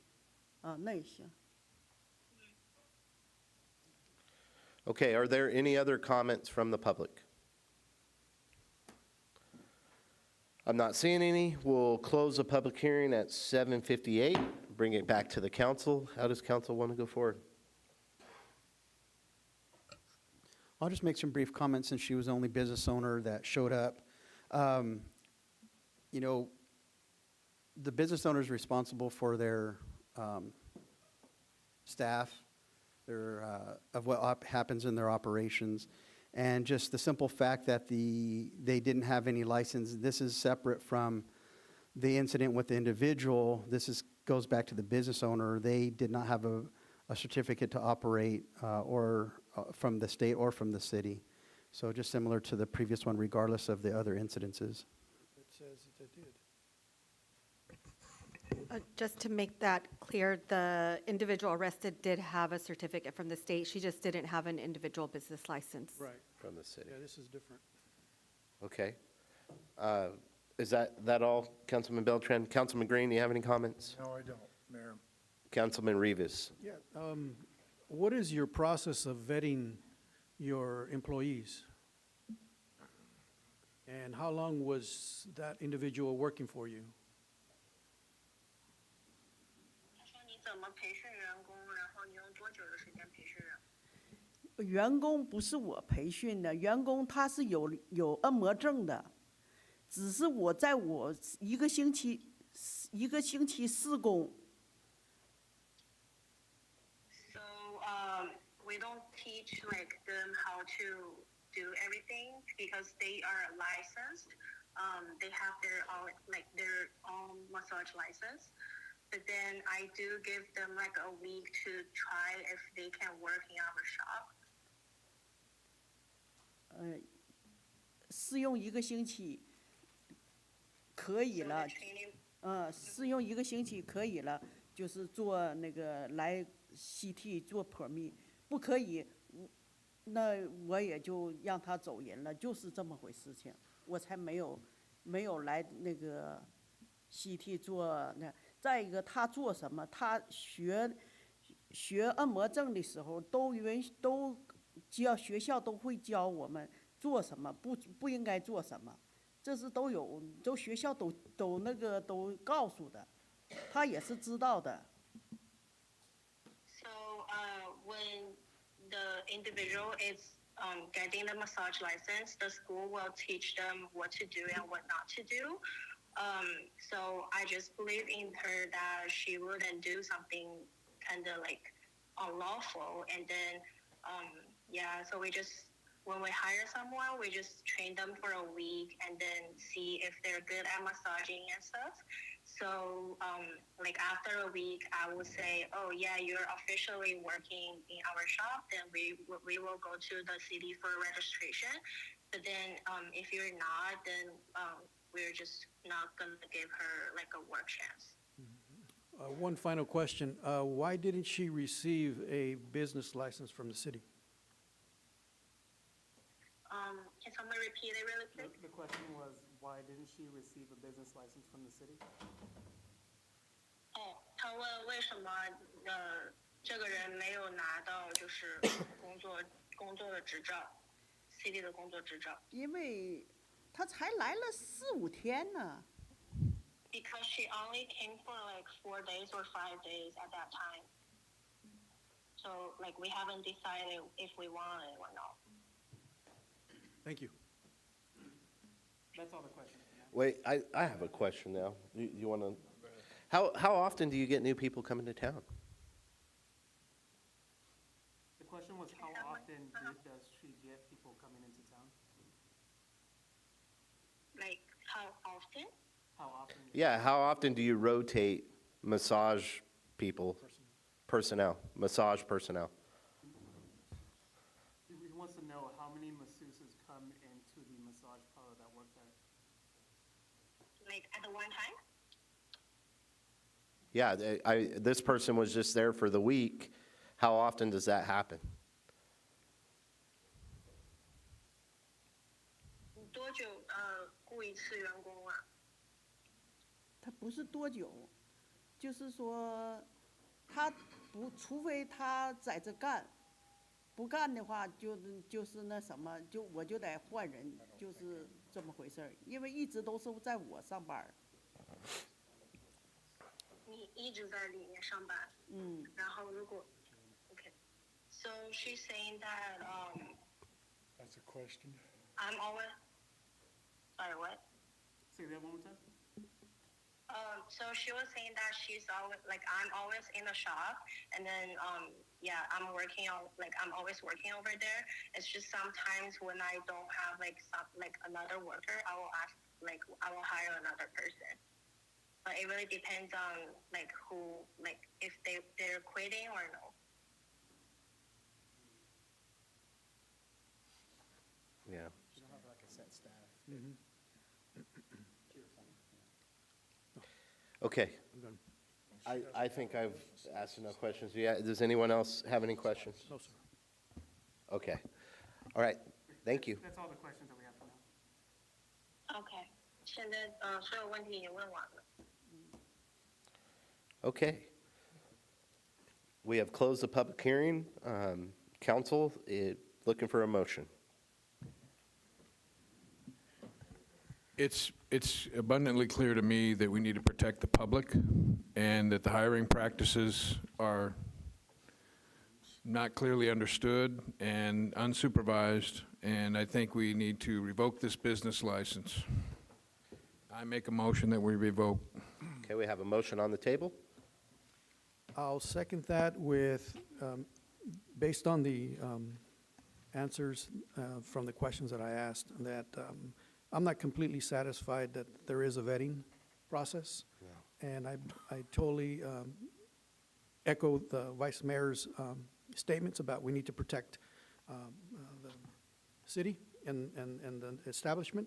And with that, I'll second that motion. Okay, we have a first and a second, and I just want to state for the record, oh, do you have? No, go ahead. I'll follow you. Go ahead, Mayor. Go ahead, state your I comment. was just going to ask, or if she doesn't possess a business license, is there a business license that attached to that location or not? If she doesn't have one, how do we revoke it? It's her The business. owner has a business license. Okay. Yeah. Okay. Ultimately, where my concern is the state of California. This is very similar to the hospice fraud that's going on throughout our state. Going to probably be billions of dollars, where they're just loosely giving out these licenses that are impacting the state of California and ultimately putting us in a major deficit. Here we have an example where licenses are being given out loosely. And what's happening in California is sex trafficking.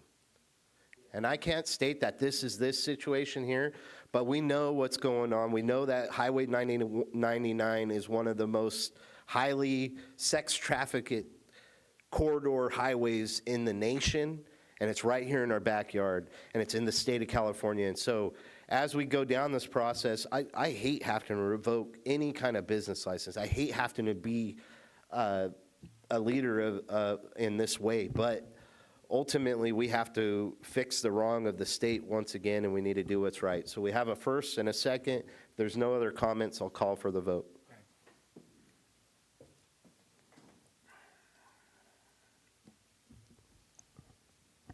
Passes 5-0. Okay, moving on to our first scheduled matter, City Manager. Mayor, can we first address the consent items that were pulled and keep the scheduled matter for last? Yes. Well, and do we have to do, no, it's only on second reading. I'm mixing up public hearings here. So yes, that's fine. So you want to do scheduled matter number 4? Yeah.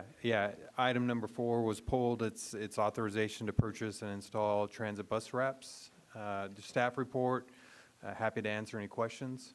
Okay, City Manager. Okay, we have the staff report. I trust that my colleagues all got an opportunity to look at it. Councilman Beltran, you pulled the item. Go ahead, sir. Well, I want to start off by, these are brand-new buses that have no markings. There's no identifiers on them of who they belong to. So at some point, we need to spend money to paint them, wrap them, do something with them to put the city's information on there. But the idea that I have, and why I pulled this item specifically, was to maybe have a modification of the design. I brought this up when we did the first design, was the allowance of space for advertising. And the main reason for that is to try and create a little bit, get back to some revenue for the city, or specific to the transportation department.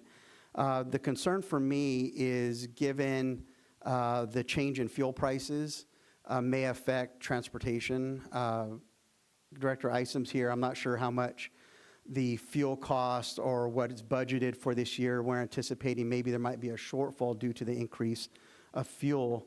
I know diesel prices necessarily haven't really changed much, but for the other vehicles or something that may anticipate it in a month or 2 months from now, that I just would love to entertain the idea that we have the similar looking design, but maybe at like a 40% less capacity. So maybe there's some room for advertisement on the sides or behind to supplement the budget for the, I would hate for us to, again, we have to spend the money anyways to identify these as Porterville City Transit, phone number, route number, whatever else we might do. So we're gonna have to spend the money at some point anyways, but maybe just bringing it back just a tiny bit to maybe look for advertising, again, anticipating maybe a shortfall. I'd hate to have another interruption in service to the community. So I don't know if my colleagues have thought about that. It's a stretch to say we're going to have an interruption in services because we don't have advertisement. Mr. Tree, what does the city bring in annually for advertisement when we did have it on the city buses? What was it? Yeah, the last time we had an active transit advertising program was in 2023. We averaged around 24,000 a year. At that time, we were operating all 9 routes. So today, we're operating four routes, which means it would be less revenue. We projected an estimate of maybe $16,000 in transit advertising. Okay. 4 routes. 16, that's less than what I had here. Okay, so let me ask this. Advertiser pays for, how does it work? Is it 6 months, a year? What's the contract like? Well, the first thing is we bring in a transit advertising consultant. They go out and sell the advertising space. They manage all the administration. They also work with the customer in designing their ad. Once that has been all taken place, an agreement is signed that outlines the terms, and they range. They could be about an advertisement for a month, or 6 months, or a year, or even longer. In our previous transit advertising program, we actually split the revenue 50-50 for the work that they had to do to go out there and sell the ad space and manage it. And so that's the general process. When it comes to when an advertisement period has ended, that has been a little bit more difficult because there's been a lot of effort in putting, and it's a wrap essentially, to put that advertisement on. What we found is if we paid for the labor to take down the ad, it would likely remove all income altogether. All profits. Yeah, so it's been our experience in the past that we would just leave that ad up until another ad replaces it. So what you're telling me is in the past, people would pay for an ad for like 6 months and then they get 5 years of advertisement because it's cheaper to leave it on there than it is to take it down. That would be the case, yes. Okay, so I appreciate that. That's great information. Some other things that I'm excited about, and just looking at this, you stated it correctly, Councilman Beltran. We got to do something with these things. They're brand new buses. They are CNG, which is compressed natural gas. These are going to last 15 years, hopefully. I imagine that's what some of the older ones. I know we got some older ones, CNG, that have done 600 plus thousand miles, right? Which is amazing. Some of the other concerns, because we heard the comments about, we're spending money and we're wasting money doing our bus wraps with "In God We Trust," our city motto, and Old Glory. You didn't hear these individuals when we bought electric buses. And when we bought these electric buses, we buy 10 of them, and the first year, 8 of them were down, and they were $800,000 a piece. And we couldn't get warranty work. We couldn't do anything with them. I remember the past mayor making a joke during the floods of 2023. She said, we should use one of those electric buses to block the river so we could finally get some good use out of it. I recall it. It was actually funny. I love the new bus wraps. When I talk to people in the community, they love the bus wraps. They love seeing our city motto, "In God We Trust," on these bus wraps. And what's unique is we're going to be adding our new city seal to these bus wraps. So there'll be a little upgrade compared to the ones we did last year. And we'll have our marker of 1776 to 2026. You know, I have a hard time conceding that space, Councilman Beltran, because I just, that old saying is the juice worth the squeeze, and I don't think it is here on this one. For $24,000, and then it could be ripped down at any case. That's my opinion on the matter. Yeah, I understand that. And again, it's just an idea where, I don't know if we're pressed that these need to get done next week, but the idea is if it's not necessarily maybe going to be the full wrap, if it's just the back side or maybe a side window, those are a lot easier to replace in 1 year if a contract is up, and just do the window part versus, 70% of it is going to stay the same. It might feel like a nominal amount, but I'd hate that there's an opportunity that there could be a little bit of revenue, so it can offset somewhere down the line. It just, Thank you. Councilman Green, do you have any comments? Yeah, I kind of lost my train of thought. First of all, I think, I don't really want to see buses running around with "Eat at Joe's" all over the side of it. That, to me, that's a little on the tacky side. Secondly, is I think Mr. City Manager is explaining the money's not where the money's actually coming from to do this. It's not like out of our pockets. Yeah, exactly, right? So would you please elaborate slightly? Yeah, sure. Good question. So the bus wraps are paid in part by the Federal Transit Administration out of our operating fund. They actually pay for 50% of the cost, and the remaining, or the local share, remaining 50% comes from our local transportation funds. These are transit-only funding. We're not utilizing the general fund for this project at all, so it's just transit only. And Thank you. I love you pointing that out. So you have Federal Transit Administration funds, and then the LTF local transit funds, but that's still from the federal government as well, right? It's passed to California, the state, and then the state passes to us. Is that how that cycle works? The local transportation funds are actually from gas tax funds, and transit required by law to be made whole with those funds. Once transit has been made whole, or they balance their budget at the end of the year, any leftover local transportation funds can be transferred to streets and roads. Thank you, sir. Okay, Councilman Rivas. Yeah, all I want to say is a few little things. We finally get the truth on how to spend this money. Because I remember last year, we were being harped at, we were being talked to, that this money should go to the library. Well, it finally came to an end. You finally heard it from the person that, I should say, you finally heard the truth.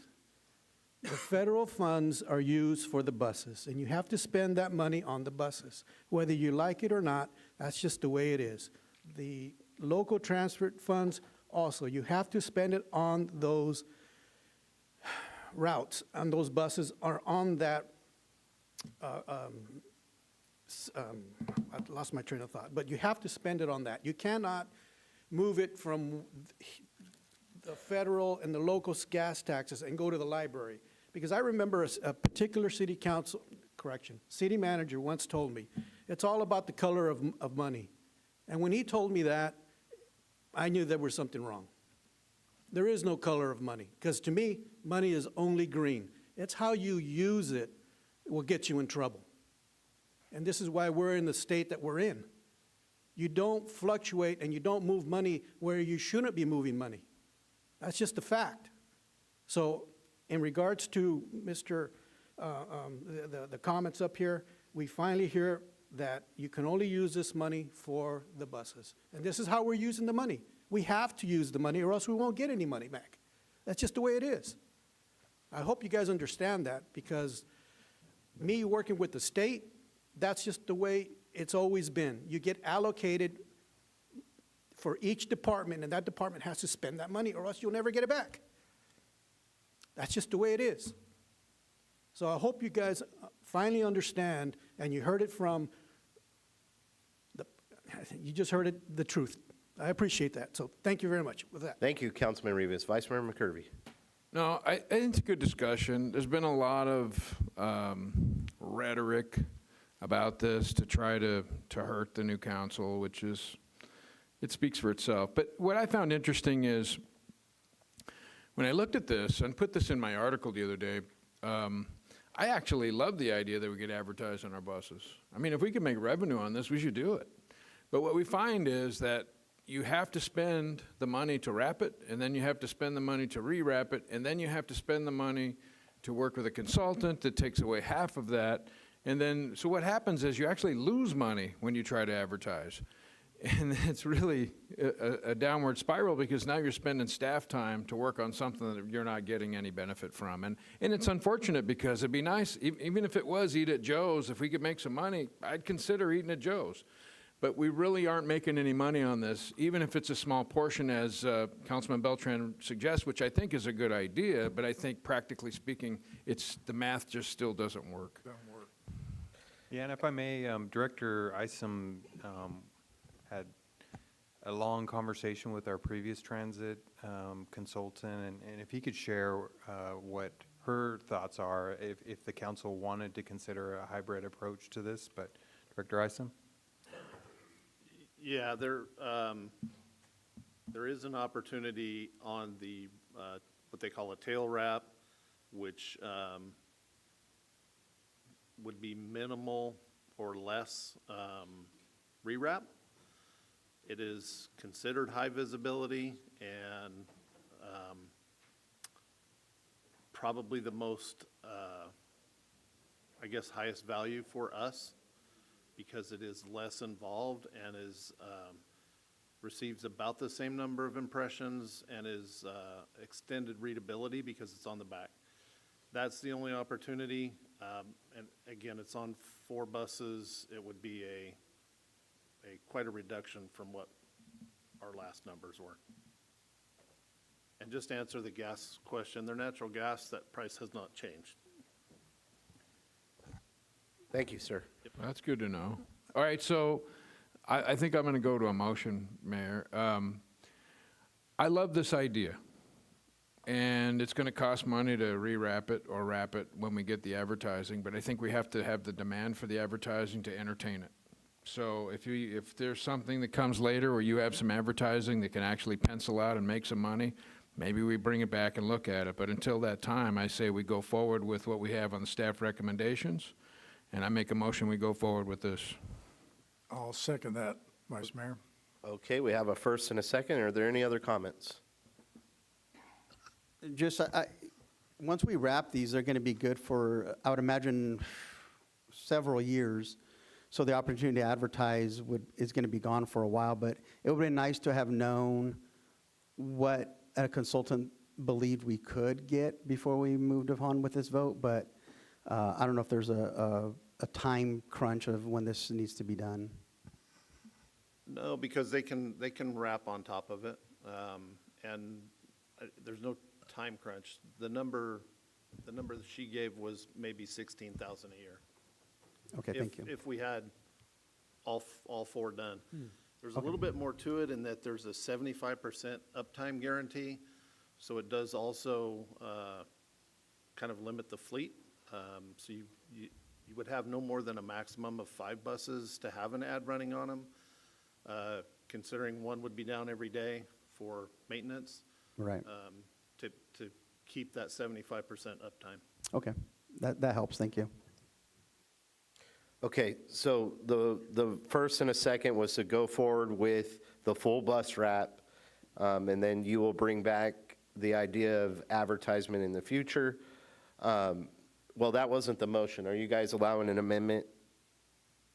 Yeah, what we could do is bring an item for council's consideration that we go out to bid on bringing in a transit consultant. They can do a market analysis. I didn't motion that. That's not the motion. No, I just, the informational was sufficient enough just to understand some numbers from kind of the high look at it. We don't have to necessarily get into the details right now, but that helps. I think if the equation changed, that would be something we should pursue, but I think it's not worth pursuing, quite frankly. Yeah, it's not worth the work. I would agree with that. We have a first and a second. We want the full wrap, In God We Trust, American flag, our new city seal, 1776 to 2026. Okay, we have a first and a second. We'll call for the vote.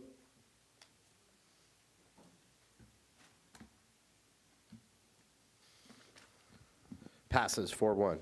Okay, moving on to schedule matter number 17. Thank you, Mayor, member of the council. This is in consideration for appointment to the Measure R Citizens Oversight Committee. Happy to provide the staff report or answer any questions. Okay, Vice Mayor, you pulled this agenda item.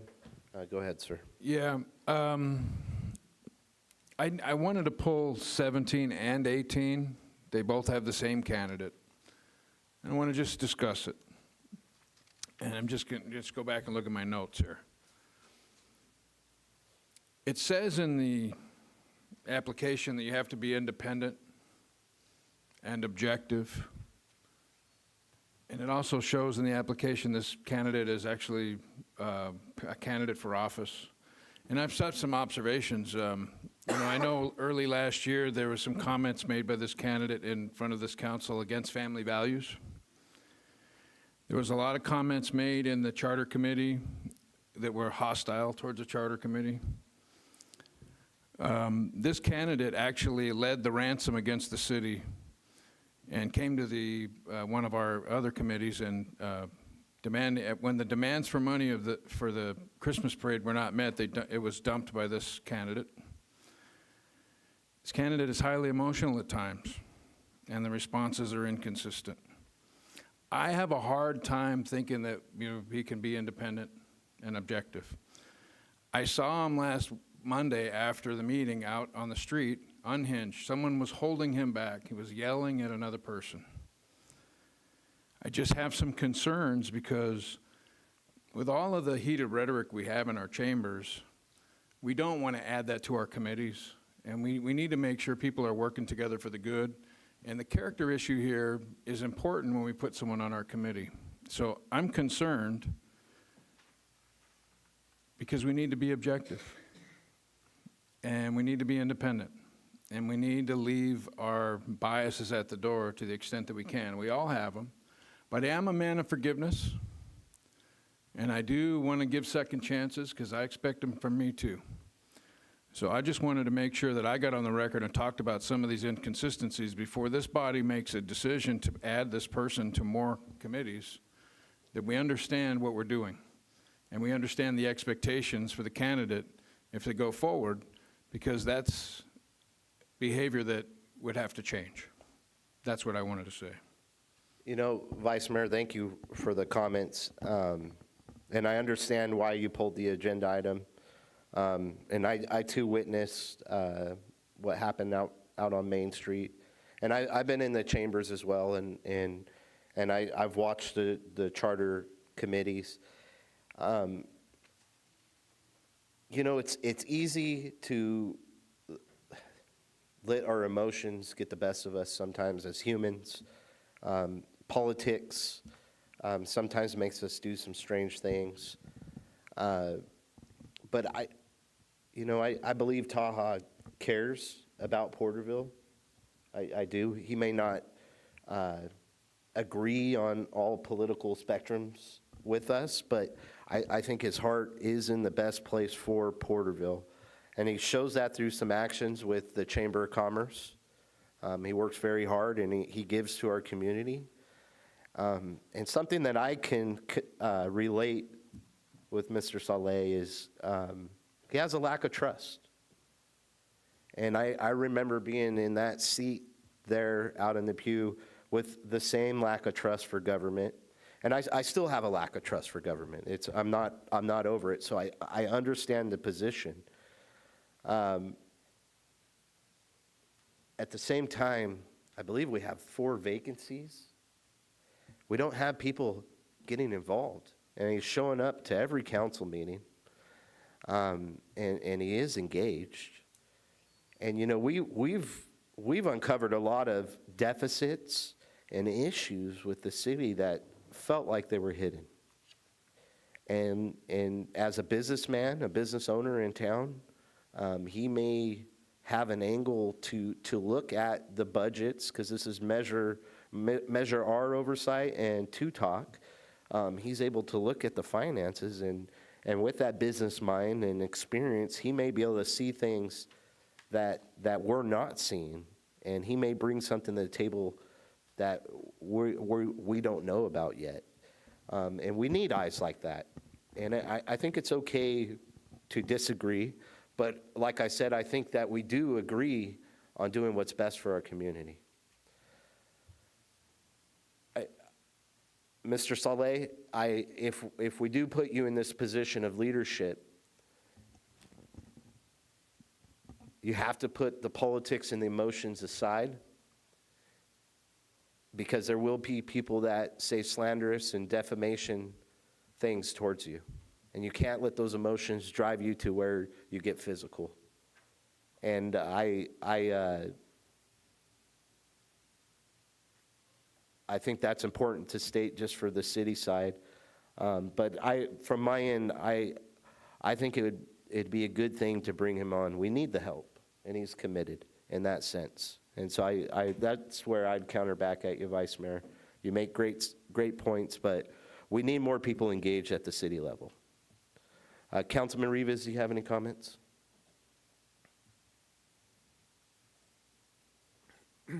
Well,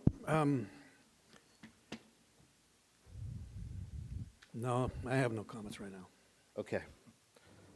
Councilman Green, do you have any comments? No, I don't, other than I haven't had the opportunity to get to know Mr. Saleh very well, but I don't think I see, I think you're right, Mr. Mayor. He seems to care. He's engaging to some extent. Maybe, as you say, a little too much sometimes, but I haven't witnessed it, so I can't say. But that's really all, that's all I wanted to say. Thank you. Thank you, sir. Councilman Beltran? Kind of interesting comments today about an individual. And the comment about putting politics and emotions aside from this council is kind of interesting. I've known Mr. Saleh, gosh, I think we met in maybe 2006, 2007 with Porterville Little League. We were on the board together. And it was great seeing him. I mean, we were a lot younger back then. But again, to the mayor's comment about being involved in local organizations, his son was playing, my sons were playing. And so I've seen it for, gosh, almost 2 decades now of his involvement in the community. And so it's unfortunate, you know, the comments being made about something that happened last Monday evening, because I was informed of what happened. And only one side of the story is being told. Basically, 3 individuals kind of ambushed, and it was making a lot of accusations and being confrontational. And so it'd be interesting to see what side of the video. Somebody said there's a video that may come out. It's unfortunate because it was the mayor and vice mayor and one of the supporters that keeps speaking up here that kind of were confrontational to him about him running for council and his positions on stuff. And so it's really, really interesting that the public is unaware of the underlying politics being played. This is a gentleman who's coming and being involved. Just as the mayor said, they were in the audience once and wanted to get involved in the community. So to see somebody step up and then get pushed down is really interesting to see that. And there was comments earlier about the chamber, about wanting to work with the chamber. Mr. Saleh early on asked to be on the downtown committee as a member of the chamber and a business owner, even though he doesn't own a business on downtown, as a representative, and he was denied to being added to that committee. So it's really funny how the picking and choosing who is supported and not supported. This is just a area resident who wants to get involved, and regardless of his politics, to the mayor's point, I think it's fantastic. And so, you know, kind of bringing up a one-sided story of how somebody reacted. The other side of the story wasn't, he was being confronted by 3 individuals, 2 elected officials, on something personal. And I think that's just unbecoming of the council. They brought it up. And so, but I want the residents to know the games that are being played behind the scenes. You know, thank you, Councilman Beltran, because now we get to go into detail on what happened. So I exited the front door of City Hall, and I witnessed Taha screaming and chest bumping Corey Wells out on Main Street. So I sat and watched, and then I walked down and I talked to Mr. Saleh. I did not confront him, where then we had Mr. Boiler holding him back as he's going after Corey Wells. And then Taha yells at me. And I said, Taha, you're the only one yelling. What is going on? And then Scott had to pull him away, wrapped up, dragging him down Main Street to get away from us. So to say that I went and confronted him in a way, no, what I did was break up a situation that was turning very ugly. And it's unfortunate that it happened, and then we have to go into this detail, because I didn't want to go down that path, but now we are. So I have concerns. If we're going to allow, there are slanderous things that get said to all of us on this dais. And when you get in these seats, they're going to come for you. I promise you. They're going to say slanderous things to you. And we have to be able to keep our emotions in and take the hits and lead. And it's not easy sometimes, and I understand that, especially when someone's calling you a liar. You have morals and ethics, and it hurts. I understand that. And it's not easy. It's not an easy situation. And that's what I'm trying to state.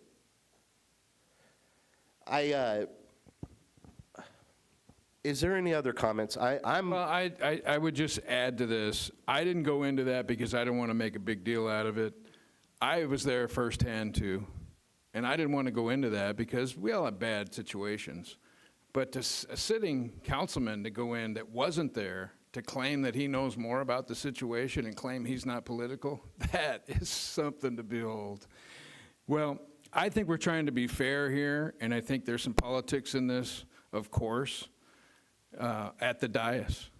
But I want to say we want to be fair and we want to be forgiving. I just want to look at the behavior and say, if you're going to try to lead the city, you've got to try to be on balance. And it says right in the application, you have to be individual and you have to be objective.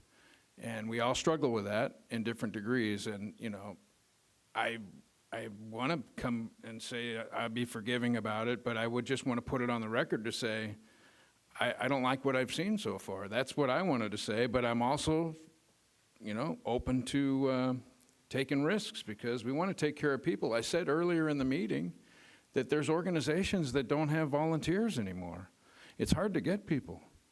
And so even if you have someone that's, you know, engaged that may not be, you know, engaged the way you want him to be engaged, at least he's engaged, and that's what I'm hearing tonight. And I even heard that from Councilman Beltran before he tried to make it personal. That's what I want to say. Yeah, and I absolutely. He's engaged. He's here every meeting. We don't have to agree on everything, but I know one thing we do agree on is doing what's right to the best of our capabilities. So I'm going to make a motion. I'd like to add 17 and 18 together in my motion, and I'm going to motion to go forward with Taha Saleh. I have a comment before I make a motion. You know, I've been attacked from day one. Day freaking one. When have you ever seen me get emotional? Because it comes with the territory. You have to accept it. Because there's going to be people out there that just don't like you because of whatever the reason is. You have to be above them. You have to be above reproach. And you have to consider the source. Maybe they're just having a bad day. Maybe they're just having a bad year.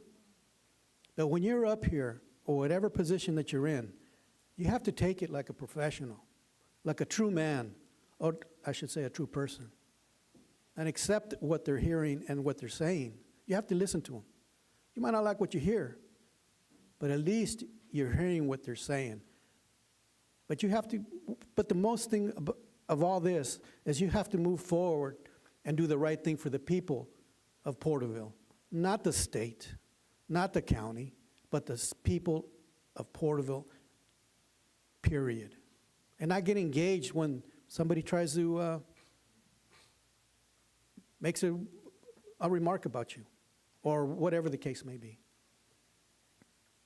So with that, I just wanted to let you know that, you know, I've known you since you were pretty much almost in diapers. So with, you know, and I I stuck my neck out for you. And I don't do that very much. So with that, I'll turn it back to you, sir. Okay, there's a motion on the table. I'll second. Okay, we have a first and a second. Are there any other comments? Let's call for the vote.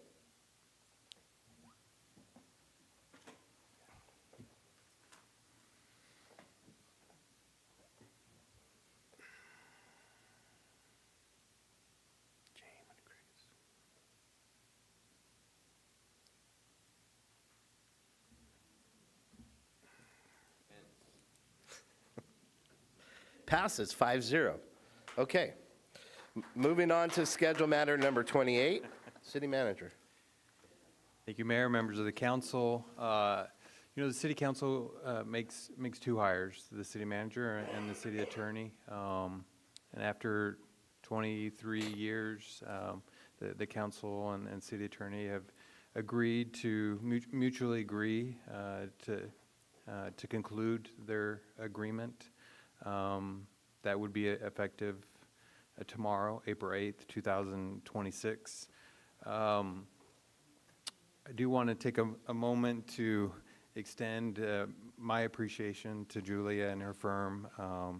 Been a steady presence here, not only for the council, but for staff. And we really appreciate all the dedication and hard work that you've provided to us over the years.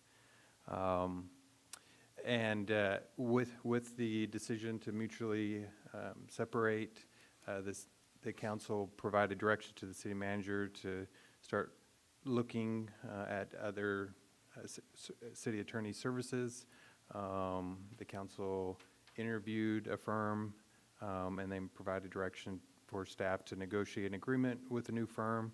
And tonight, staff has done that in presenting an agreement for council's consideration with the Griswold, LaSalle, Cobb, Dowd, Ginn, commonly referred to as Griswold LaSalle, to provide city attorney services to the city. The attached proposed agreement defines the scope of services, compensation structure, and terms of the legal representation. Griswold LaSalle has extensive experience providing municipal legal services to public agencies with demonstrated experience in municipal law, land use, planning, CEQA, water, infrastructure matters, including personnel and labor law. The depth of experience positions the firm to effectively support the city's operation under the proposed agreement. Griswold LaSalle will serve as the city's legal counsel and provide a full range of municipal legal services. There's some, in the draft agreement, there's included services with a fixed monthly fee of $25,000 per month, and then there's not included services if the city council chooses to utilize. That would be at an hourly rate. In total, the compensation under the draft agreement has an annual cost of approximately $300,000. With that, based on our existing budget and the anticipated costs, staff is requesting that we amend our budget and include an additional $6,500 in our legal services budget to compensate for the remainder of the fiscal year, and that the staff's recommendation is that upon the termination of the amended legal services agreement with McCormick, Cabot, and Liu, effective April 8th, that they approve the agreement with Griswold LaSalle for the city attorney services effective April 9th, and authorize the mayor to execute the agreement and any related documents for that agreement. And then third, approve a budget amendment for a not to exceed $6,500 for the remainder of this fiscal year to ensure sufficient budgeted funds for the remainder of the fiscal year. Thank you, Mr. Tree. Okay, bringing it back to council, council comments. Councilman Rivas. I'll reserve. Councilman Beltran. Yeah, just a quick comment. I might make it at the end too. Just thank you, Julia, for all your keeping us out of trouble and navigating the challenges of state of California, and just all the legal expertise and advice. Just you'll be missed, especially your baked goods during the Christmas season. So thank you. Thank you, Councilman Beltran. Councilman Green? Yeah, I just want to say, Julia, that you're a joy to be around, and I've appreciated your legal counsel for the time that I've been here. And I just want to say I wish you all the luck and wish you well in future ventures, all right? Thank you. Vice Mayor McCurvey. Oh, I just want to say thank you, Julia, for your tenure at the city. I've known you for a long time, and you've given some great legal advice and a lot of guidance, and you're going to be sorely missed. I know the council has decided to go in a new direction for some different reasons, but they're not personal.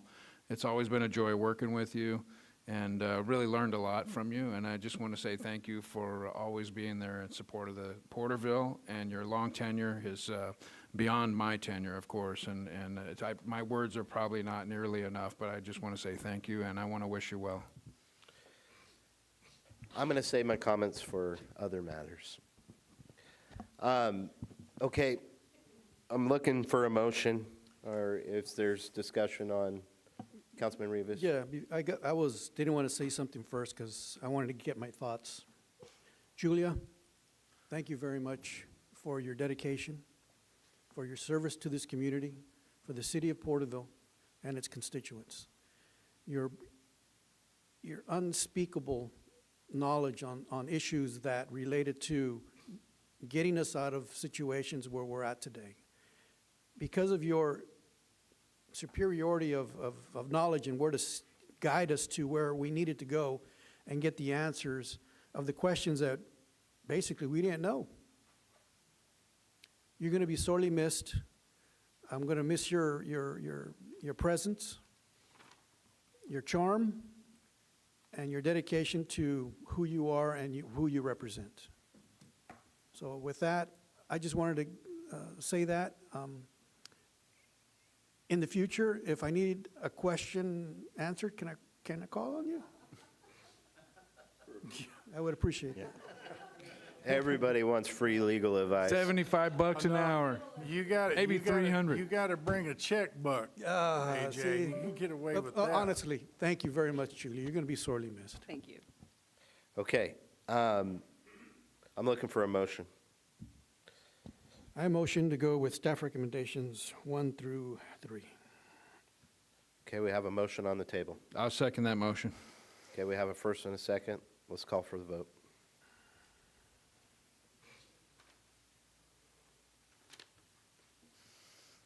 Passes 5-0. Okay, moving on to 1234 reports. The Downtown Porterville Committee met March 26. Vice Mayor McCurvey. Thank you, Your Honor. Downtown Committee, I want to start and just summarize something. Maybe a lot of people don't understand the Downtown Committee. I mean, it's in the name, the Downtown Committee. When we set this up last year, we said, let's refocus on downtown and just look at it through a new lens. Let's look at what we want from downtown. Let's get some business owners. Let's get some chamber members. Let's get a non-chamber member. I think 4 of the 5 are chamber members. And we said, let's reset what the expectations are for this day and age for downtown to thrive. Let's identify the capital improvements we might need in the downtown area. Let's focus on business. Let's focus on parking. Let's focus on illegal dumping, focus on vagrancy and homelessness and communications and things that we do downtown. That's the impetus. That's why we have that committee. I think some have perceived that as a competition, but it's never been established as a competition. And I think we've had a great run this year, and we've decided, and I'm going to give you the report, we've decided to not meet for a couple of months, but we have identified, 5 major things, 4 capital things to go into the capital budget. And as we go into the season, when we look at the capital improvement plans, we want to see if we can get some of those things across the finish line before we meet again in probably July is when we'll meet again. but we've achieved a lot, and then we've set some goals, and then in the last meeting, we had a real spirited conversation about our progress, and I think that we are going to regroup on what we do with downtown dumping and trash. Even though we've made some improvements, there's still some great opportunities out there, and we have a time in between meetings where we can tackle some of those things as a city. So here's the report. The spring events calendar coordination and the heritage promotion. There was some discussion in the meeting because we continue to have a short list of dates of things that we were trying to enhance with the 250, 100 that come out of the Heritage Committee and how we might, utilize that or enhance those downtown. And that is a very narrow focus, and it's just for this year, but that we actually have a wider focus, which is to look at a calendar of events for everything that's going on in the city, up to and including maybe putting a marquee downtown and some other things that were suggested. So making some great progress there. The spring event calendar was discussed and how the committee might enhance those downtown activities. It's agreed upon that the greater coordination among community groups would be substantially increase the impact on downtown activities. A comprehensive downtown event calendar is being developed by the city staff. We looked at, and we're going to look at some software, but it's very expensive. And we're probably going to try to do something in-house because of the expense. But it's really a focal point because it's hard to get all of the, we do a lot of things in the city. A lot of people say, I'm bored, there's nothing to do. If you're in the city and you say you're bored, you're boring. There's plenty to do. I just had to say that. But the thing is, if we have more information out there, maybe we can get to some people that don't know about some things that are going on, because we do hear, oh, I didn't know that was last weekend, I missed it. And so those are the kind of things that we can get in front of. We're going to be looking at the alleyways and the dumpsters, because with the dump now being far away, more people are circling downtown and dumping in our dumpsters, and there's still some issues with people that are sleeping in those areas. We don't know the answer to that. We're discussing it in that committee, but one of the things that's been talked about is, do we lock these areas down more tightly behind Main Street so that you can't pull the trash out of them, or do illegal dumping? And that might require the businesses to put a lock on them and then make it a little harder for the business to operate. But that's the discussion. The homeless activity has been making some steady progress, but we still have a ways to go. The parking is continued to be an issue. The thing we talked about the most was the business owners downtown are parking across the street in front of the other business owners, and so all the business owners are parking on Main Street, and we don't have any parking for the customers, and so that's kind of funny, but true. Between the meetings, between now and then, the committee members expressed that they wanted to meet and talk to local businesses independently. They might have some sidebar meetings while we're not meeting, and collaborate and get some more ideas to bring to the next downtown committees that we have later in the year. So that's going to happen. And during the recess, we'll be able to work on the capital improvement plans and continue to refocus our efforts. We made a lot of progress. So it was a great meeting. And it's always good to have a spirited conversation. As much as some people get upset, it's actually very good as long as you leave the meeting and you're not still fighting. But it was a great event. And our next meeting, we're planning for July 23rd. But it was a great meeting, and I just wanted to say a few things about the expectations on the record tonight. Thank you, sir. Okay, moving on to Thule East Groundwater Sustainability Agency, met April 1st. Okay, I have two. We had the final Eastern Thule. Was that mentioned to you? No. Mayor, I'd like to see what's- ETGSA met on April 2nd, April and if it's 2nd. okay with you, if Councilman Green can provide Yeah, that. is it okay if I do? No. I'm just kidding. Yes, go ahead, sir. Well, this one's and this was important to report on, because this was the final meeting of the Eastern Thule. The board voted for dissolution, but it was on Thursday, April 2nd, at Porterville Irrigation District's conference room, convened at 2:00 in the afternoon. There were no public comments, and there was no announcements. The consent calendar had 3 items on it. They were all passed, which is approval of the meetings, approval of ratification of bills paid and bills to be paid, and approval of 2025 audit. And there were some Tier 1 penalty enforcement issues that were addressed and taken care of. I think the biggest thing to come out of this, which was important, the Friant Water Authority lawsuit against the Eastern Thule GSA has been in the works to be a settlement on the lawsuit. And that, both parties agreed to all the items in the settlement agreement, and that was approved and passed. And so that is behind the Eastern Thule. I think, and then the growers, any growers with any further issues on property liens, and this is funny, there were a couple of gentlemen in there complaining because they were in white areas and they continued to be pumping water beyond the sustainability levels to irrigate. And I think there were pistachio guys and one other, I think both of them were, the two that I remember the most vividly.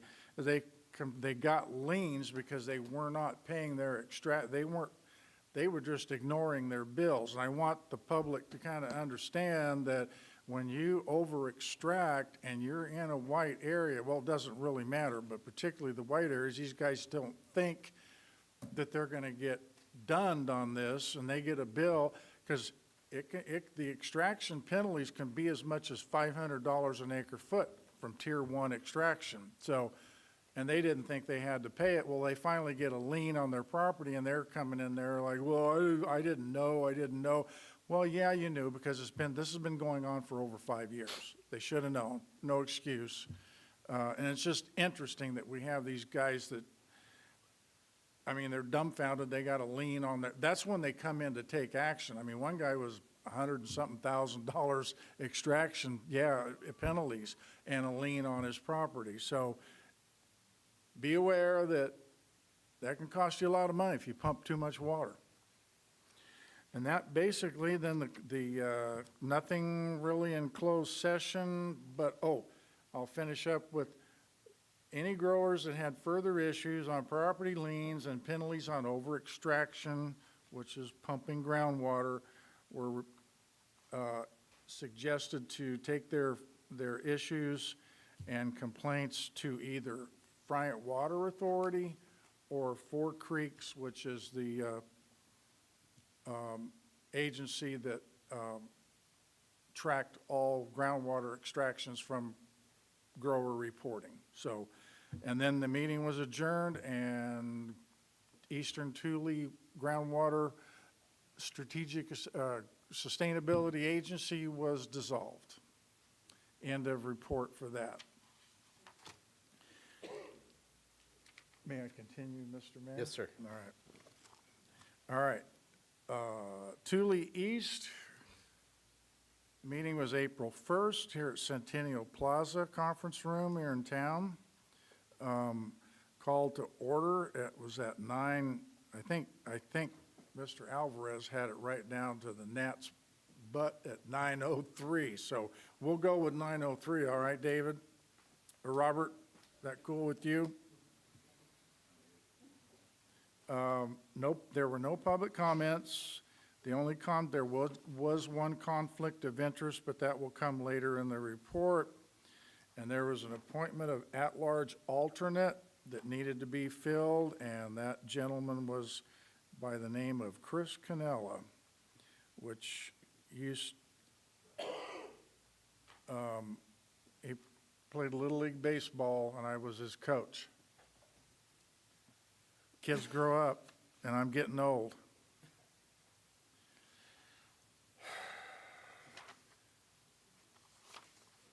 All right, here we go. Action items. And there's a laundry list here, so it'll take me just a few minutes to get through it. March meeting minutes were approved. Thule East GSA GP address is now 291 North Main Street, Porterville, which is City Hall. That's passed. Authorized signers and budget form review to have signatories for the bank account and for authorizing disbursements. That passed. And then Dennis Town on the loan agreement that entering into with the Tulare County of Tulare. Dennis Townsend recused himself because of conflict of interest being a county supervisor. That also passed. Hiring of hydrogeologist, and that will be Baker and Bannock and Jensen to enter and with Aqualogic and authorized $10,000 retainer. That passed. Financial report, unpaid bills, passed. Single GSP, which is a groundwater sustainability plan, different from GSA. Review and consider taking action to agree to move forward with coordination to develop a single GSP for the subbasin. That's in conjunction with the Tule Subbasin Ad Hoc Committee, which is trying to pull the entire Tule Subbasin and have one general groundwater sustainability plan. That passed. Procurement and purchasing policy was discussed and passed. Record retention and destruction policy was agreed to, whatever that was. And then appointment of a finance committee of the board, that was passed. And yours truly got strong-armed into being on the finance committee, so got another job to do. Financial policy and guidelines, review and consider taking action to adopt the final policy and guidelines was passed. Reimbursement and credit card policy was agreed upon. Groundwater accounting system policy, review and consider taking action to adopt a groundwater accounting system policy for continued data reporting was passed. And I think that pretty much covers it, and if I bored everybody to death, I apologize. You know, you're going to have to apologize to Councilman Beltran's wife, because he said he was going to be home by 8:30. You said you were going to get us out of here by 8 o'clock. It's true. It is true. Okay, let's move on in the spirit of getting out of here. Oh, I'm sorry. Next regular scheduled meeting is April 29th, 2026. All right, go ahead. We're moving on to the Link Committee.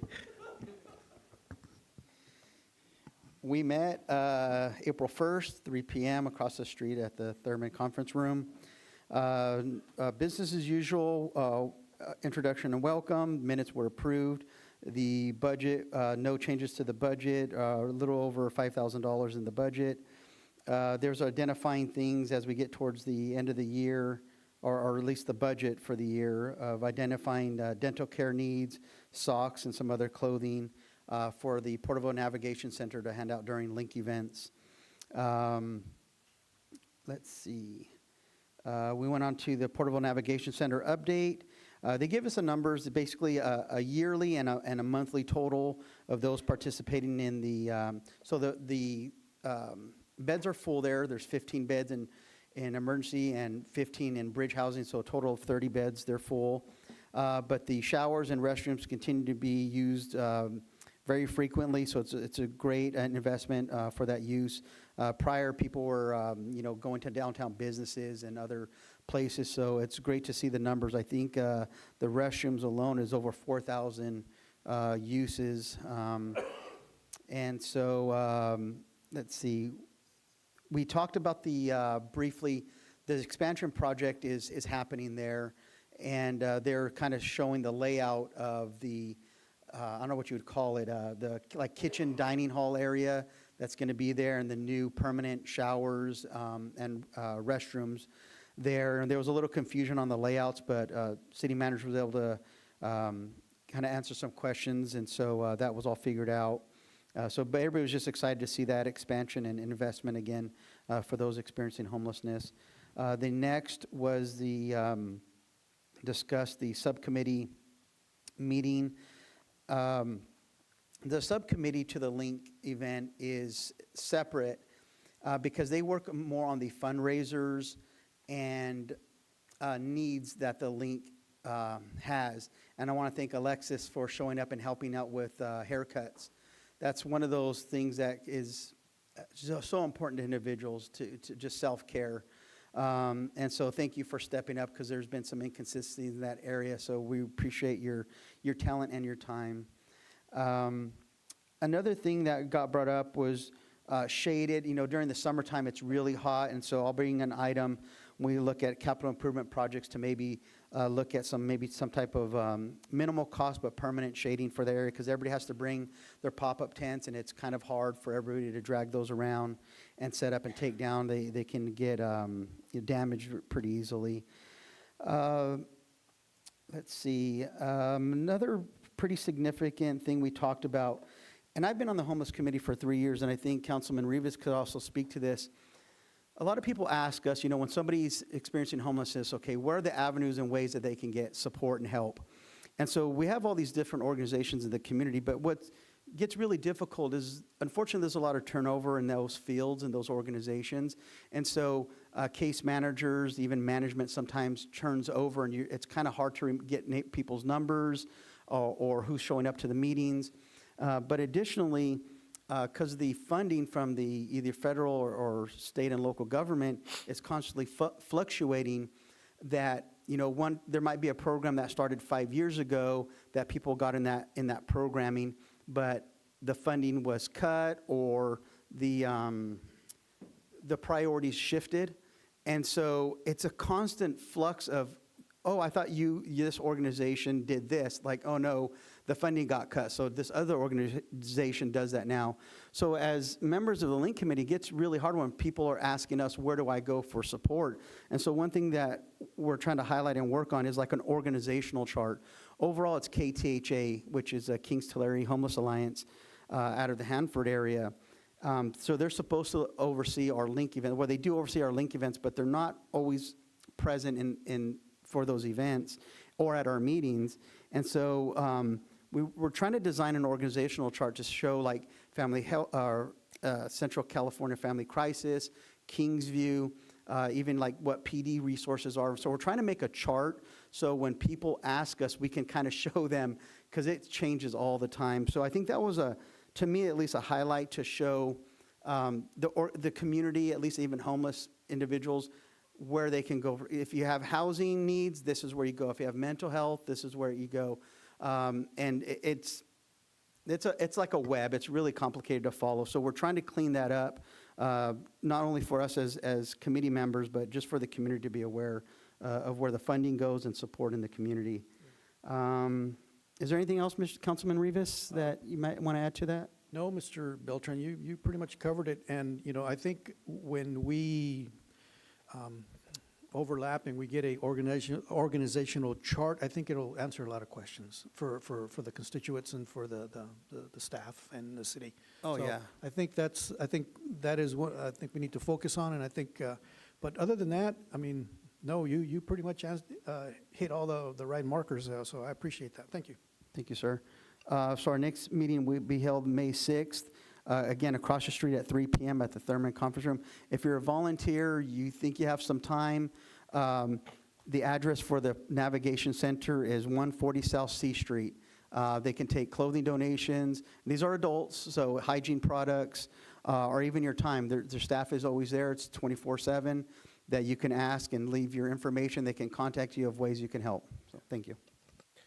Thank you, Councilman Beltran. I got to ask, the 4,000 uses on the restroom, is that in 1 month? No, that's year to date. For the month was 1,010. Okay, thank you. Okay, moving on to Tule River Improvement, JPA, met April 6th. Is that the Vice Mayor or Councilman Green? I'll take it. Well, yeah, if you want me to add anything, just yet, if Okay. I miss something, but I think you're smart enough. I may not be as detailed as you are on this one. Oh, yeah, right. This is a quarterly meeting, the Tule River Improvement JPA. We met yesterday. Most of it was just funding streams. There's always funding. Finishing this 30-year project. It's finally coming to an end with the property acquisitions and the fences, and you just got to make sure that all the funding comes through. That was the bulk of the conversation. You know, earlier in the last meeting, it was the first quarter meeting. When we had a lot of rain coming in, they let some water out. And we voiced our concerns, both Stan and I voiced our concerns on the record not to let that water out because we aren't going to fill up the lake this year, and we let some water out already. And so we still don't have as much influence on that group as we'd hope, but we'll continue to beat the drum for Porterville and our recreation pool to make sure that that pool is, we'd like to get it to stay longer. The pool is usually drained before Labor Day now, the way that they manage the water. So we're lobbying hard for that, but it's not going to be full this year.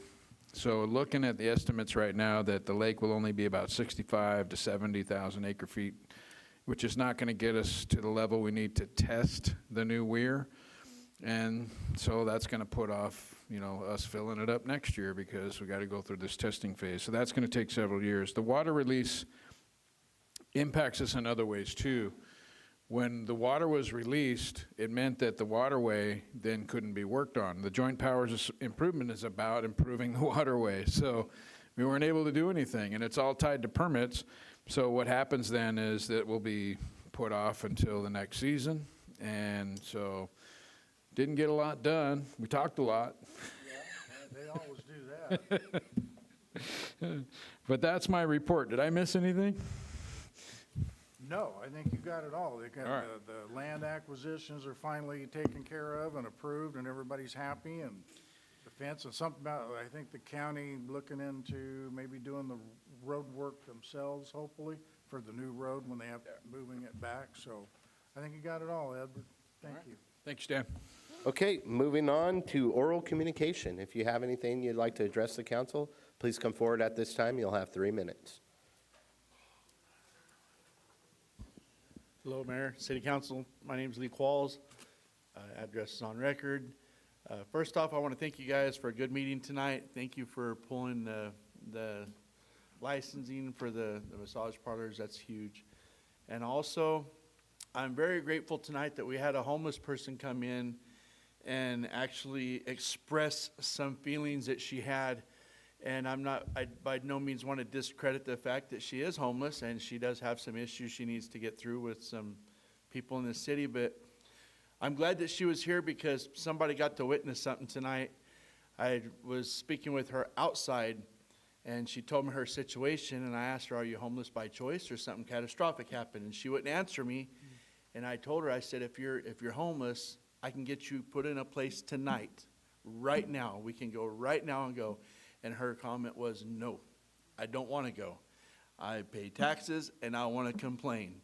So that's a prime example of what a lot of the homeless stuff is here. So I'm glad they came, and I'm glad people was able to witness that. She refused help. So, but thank you guys so much for all you're doing for the community with the homeless program, with everything, because it is a problem. So, but they want to focus on the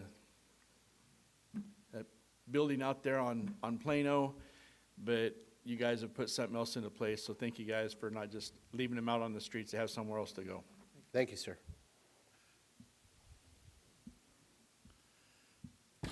I'll go first.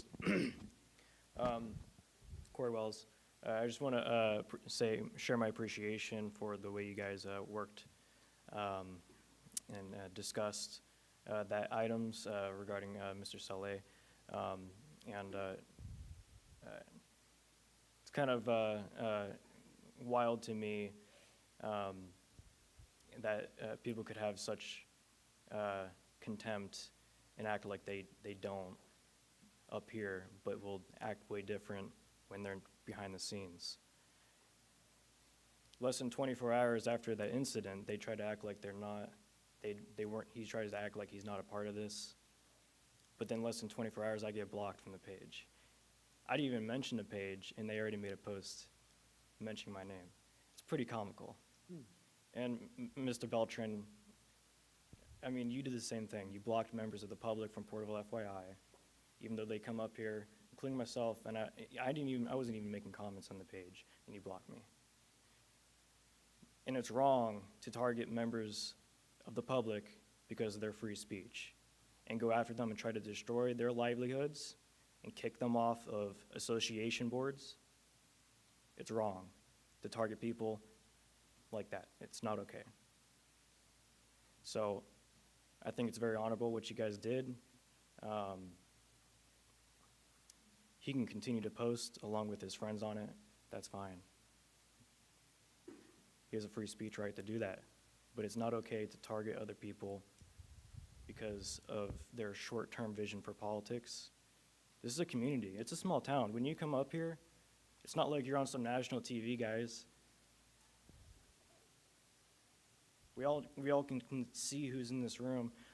We all know each other in this town. We know what's going on. There's no need to act like you're in New York City and you got to do some grandstanding. It's silly. It's pathetic, and I just wanted him to know, like, it's not okay. That, and I know it's him. I have hard evidence, and the fact that all these other things happen coincidentally in all this, it says a lot. And so I wanted to share and express that. Appreciate it. I appreciate you, Taha, and you coming in and getting engaged here. It's good to have civic engagement. I have always been for civic engagement, even for the people I don't agree with ideologically. Obviously, we need to have the open discussion, and we've got to not try to target people. It makes you no better if you target people. It makes you no better than the person, like that felon who you have a harassment order against, Raymond. It makes you no better than that. Thank you, sir.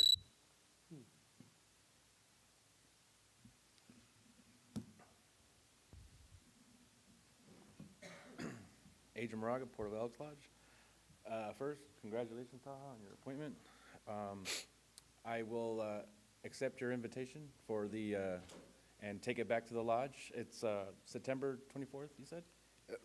For the monument? Date to be announced. Okay, okay. It's probably going to be the 26th, Okay. Saturday. September for now, And, until we get a yeah, hard date. Yeah, I will take it back, and I'm sure I would love to be there. I'm sure many of us would love to be there, and I will take it to the district, and I'm sure a lot of them will come. That being said, remember that my district deputy, Grand Exalted Ruler, extended an invitation that he would pay for your dues if you guys would ever like to become elks. So there's that. And also, I did forget to mention earlier when I was thanking you guys for showing up, also to my brother Fernando, who was also there as part of my family, so that meant a lot to me. I wanted it on the record that I thanked my brother and I didn't forget him. So that's about it. Thank you. Thank you, sir. Good evening, gentlemen. Alexis here, like always. Just want to come up and say it was a wonderful meeting tonight. I thought you guys were really super productive. I also just want to say I love Porterville, just like the people behind me and clearly the people in front of me, so I appreciate your guys' work here on the council. I did go cut hair on the 1st, and it was a really awesome experience. Those people are extremely appreciative. So the events are every 2 weeks. If you guys ever want to stop out, I'm sure they would love to see you. My last comment is for Ms. Liu. It's been really, really wonderful working with you since I started at the Recorder. I've never had a single complaint, even when issues were stickier than when it was hard to write about. You always came through, and I've never had any problems working with you, and I appreciate what you've done for the city. And you have big, big, big shoes to fill, and I really hope Megan can step up. Thank you guys so much, and good night. Thank you, ma'am.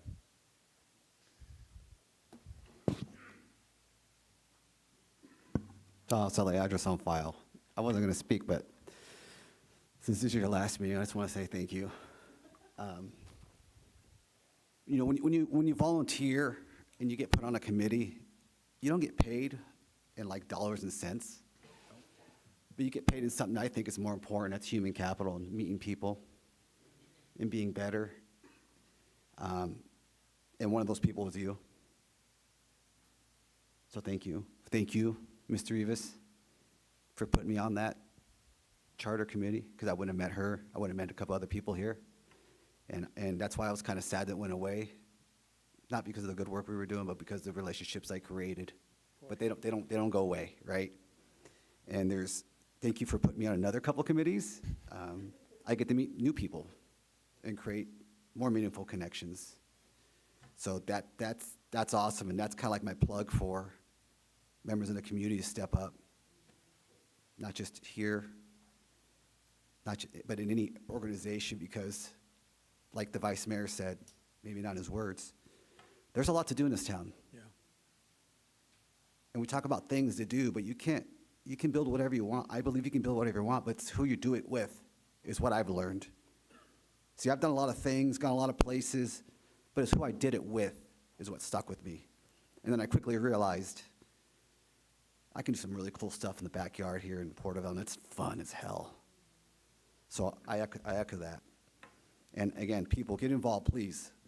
It's so much more fun to be in person. You learn a lot. You grow. You grow professionally. You grow personally.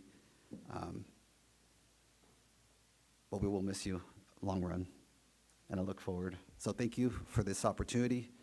Sorry if I created any uneasiness in this room. Not my intention. And have a great night, everybody. Thank you, Mr. Saleh. Brock Neely, address on record. I'd just like to say that Julie and I have had more hours together than all the rest of you. And I'm really going to miss you. Yeah. But we've had a lot of hours together. Not all positive, not all negative, but it's all been good. So, fair winds and furrowing sails. Thank you, Mr. Neely. Okay, with that, we'll close oral communication and move on to other matters. Councilman Beltran, do you have any comments? I just want to highlight again the April 18th spring cleanup. That's in not this Saturday, but the following from 8 to 2. But another part I wanted to highlight was the Tulare County Household Hazardous and E-Waste that will be done at the Tulare County Fire Station there on Olive, just west of Westwood. So you can take your electronics and oil and paint and stuff. I think that's a great thing to take advantage of as well that same day. That hours for that one is from 8 to 12 p.m. Earlier, one of the consent items was the things with the pennies, now that they're going to be obsolete. One thing we talked about was hopefully bringing a point of sale ability here to the city. Not all the departments have it, so that way it's been very difficult. People had to pay check or cash for items, so hopefully we could bring in a point of sale place so people could use their debit card, Apple Pay, different things, kind of get to the modern time. One thing I wanted to bring up too was when we dealt with our sign ordinances, I knew there was going to be some significant changes. But one of the things I wanted to make a motion on to bring back was to look at the temporary sign ordinance. And the reason I bring that up is this happens every 2 years locally, especially with the political signs. So the state statute is 90 days before, but since we're a charter city, we could set ordinances to change. And it had been kind of followed that we would follow kind of what the state did with the 90 days. And this election is already kind of in the process. So this isn't necessarily probably be for this year, but something that we can talk about to put in for the possible next election. And the reason I bring it up is because existing people who, like myself or the mayor, who may have a campaign, you're allowed to fundraise, you're allowed to put up signs and stuff because you're all, you pretty much still have your campaign open. But for anybody who's going to be a new candidate, they have to wait till June, or is it July? I think it's July.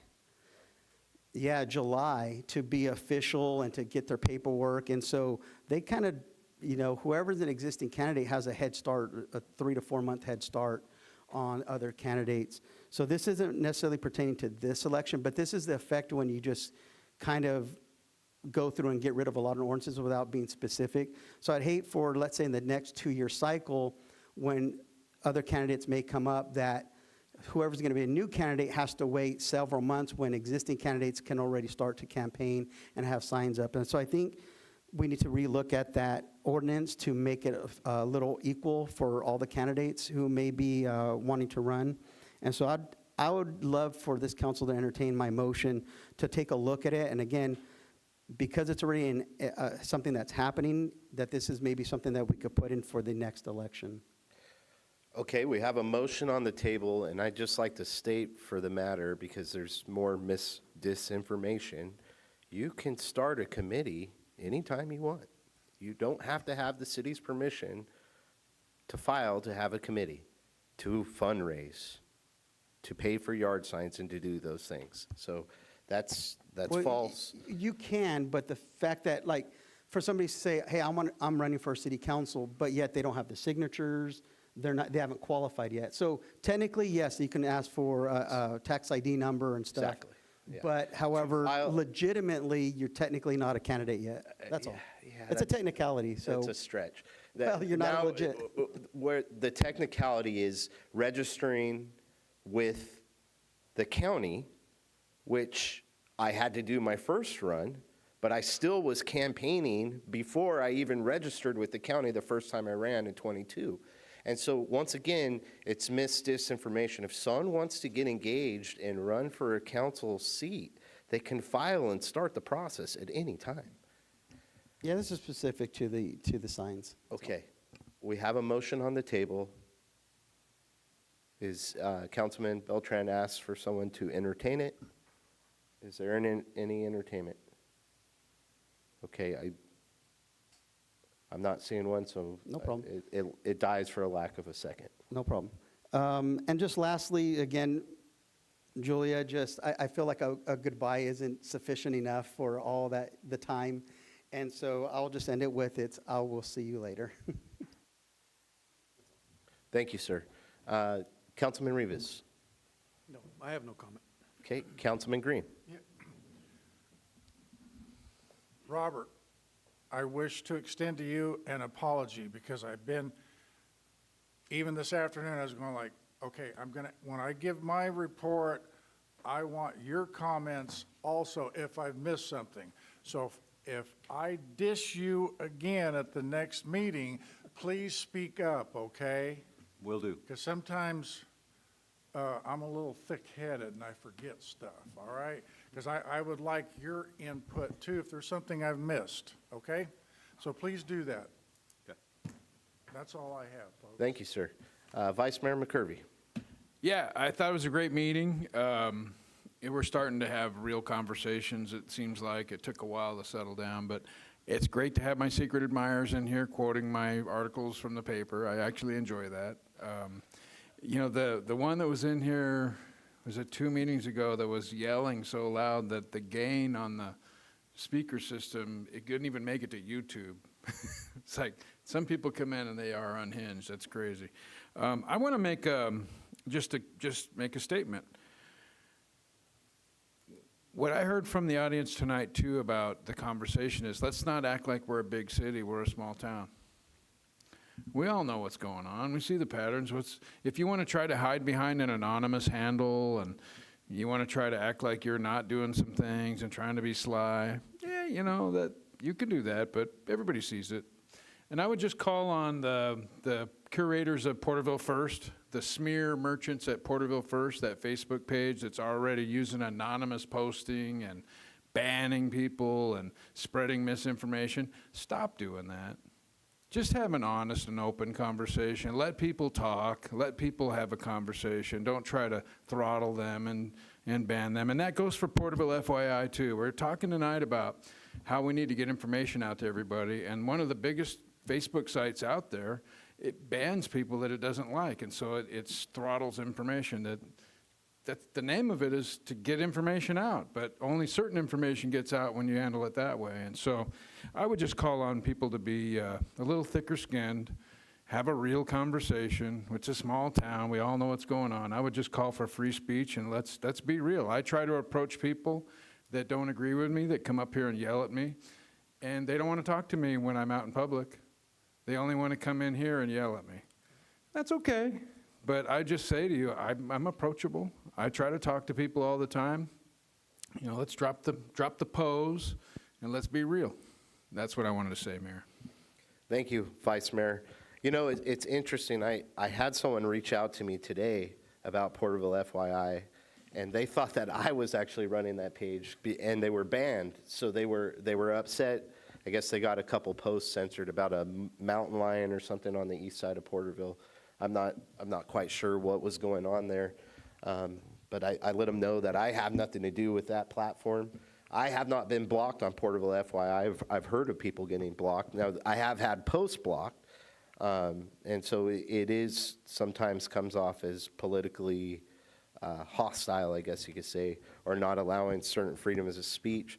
Now, at the same time, I've heard Councilman Beltran state that there's certain things that Facebook censors, and so I'm not going to totally blame him on everything, but I think there's definitely people picking winners and losers. Lee Qualls, thank you. You led on the massage parlors, and then once again here tonight, that lady coming in here and speaking up about her being homeless, it hurt my heart. It hurt my heart to listen to her. And we care about humans, right? And we want to do our very best for them. And that's why I asked her to leave her information with staff, because I want to try to go to work for her and try to help her. And to hear your story that you went out there and talked to her and she refused the help. She said no, right? And so it's really eye-opening, and it reinforces the approach that we have here in Porterville. We don't want to live like a third world nation, not anymore. And so I appreciate you having the courage to, one, go and try to help her, but then come and voice that so that we're informed and city staff are informed of the situation at hand. Okay, this one has been tough. It's been on my mind. You know, Julia, I've learned so much from you. I really have. State laws, city laws, how the government works, the color of money.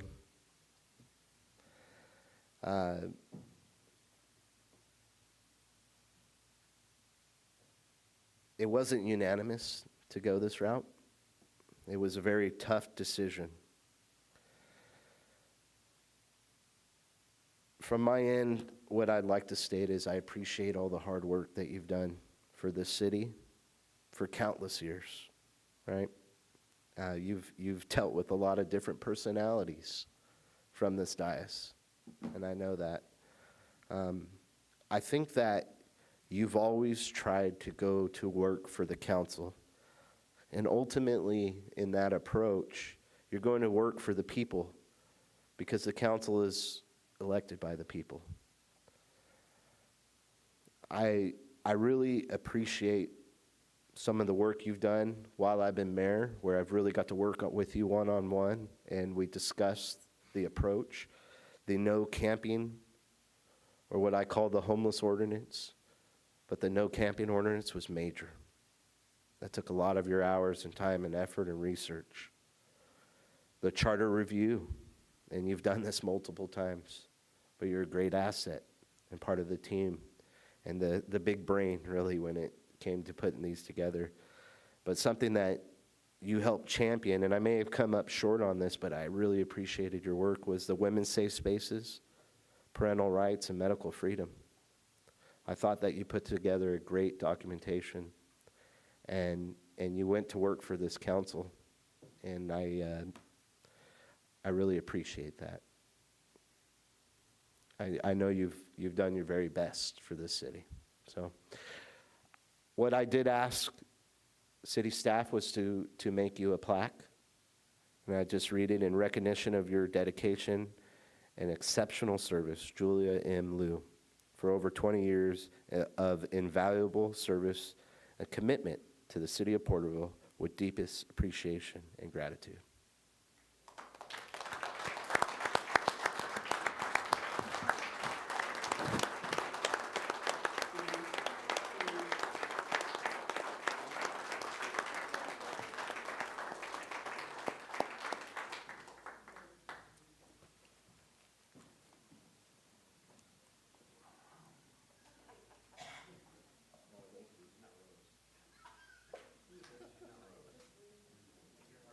Yeah, how about?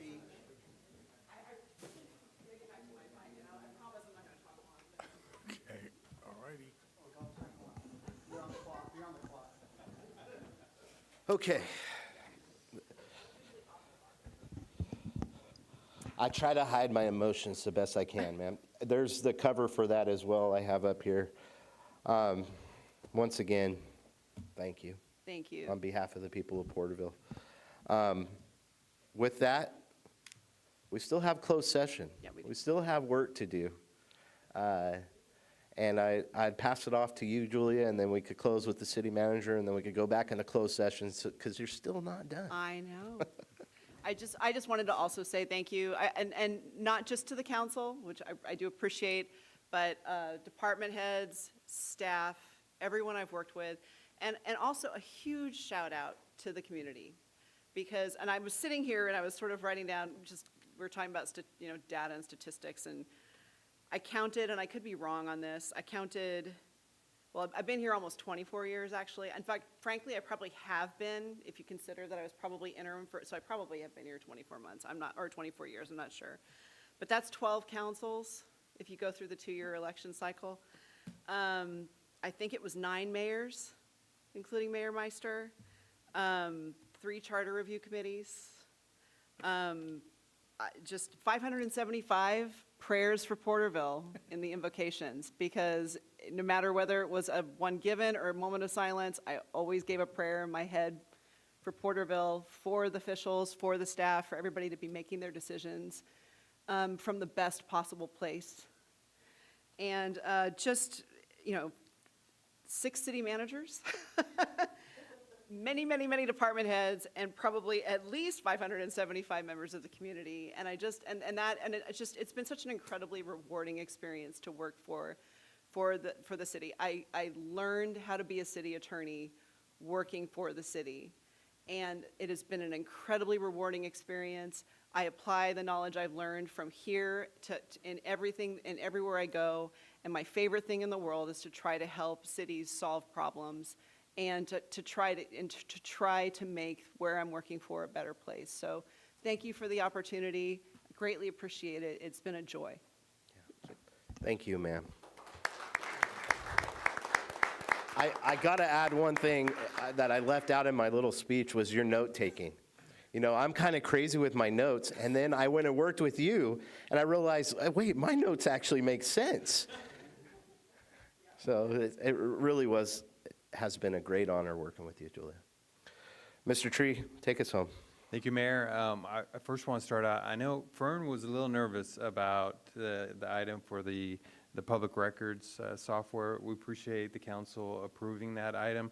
That is a low-cost, high-reward when we're looking at ways to improve the services that we provide for the community, and so really looking forward to that. A shout out to the Parks Department for their efforts to clean up the parks after a busy Easter weekend. Also want to thank staff, Public Works, Streets Department, and the Chamber for their countless hours to clean up the chalk marks on Main Street. That cleanup has been completed, and really want to appreciate staff. When the direction was made, they got to work. They came in early to try to prevent any traffic issues, and just got it done in a handful of days. I should have done this last meeting, but there's a lot of opportunity working within the city, and we've had some promotion within our department. So I did want to recognize and see if Clayton can stand up. He's been appointed as the acting engineering department director, so doing a great job. And then Mr. Payne in the back row, it's good to have him at our council meeting. He's been promoted to the field service manager in our public works department. So, great job. There are a lot of opportunities to meet good people, and one gentleman was in the back row of our council meeting. I think it's the first time he's ever attended one of our council meetings, and Donnie and I spent a lot of time walking and running the streets for exercise, and this individual, we call him like the guardian of Centennial Park across the street. He's there pretty much the entire day, and what he does actually is he looks after an elderly homeless person. To see him to come into the council meeting and just to participate, to hear what's going on. It was really exciting to see Bert in the back of the room, and I hope that he continues to come and participate and get involved. He left early, but I also appreciate what he does on a daily basis to care for an elderly person, that they hang out and talk at Centennial Park, and we'll call him the guardian or the bear of Centennial Plaza. I did also want to say that I'm pleased to announce that Congressman Fong has supported our community project, which is an earmark for an airport improvement project valued. Our request was for 1.4 million. So we hope that that continues to go up the chain of approvals. That is, and speaking of that, the mayor and I are headed to Washington, D.C. next week. And the major talking point is the focus and need to improve our airport, to support CAL FIRE, to support the U.S. Forestry. And so we're going to be sitting and spending a lot of time with the elected officials and staff. I think we have a TED at TCAG, a full schedule. I don't know if we'll even get breaks for lunch, but we're going to be busy, and probably the highlight is spending time with FAA officials to highlight the importance to continue to invest in our airport. It just extends so far, other than the benefits of the airport runway, but how we support CAL FIRE and the U.S. Forestry. I'll leave it at that. We got some more work to do. Okay, with that, we'll go back into closed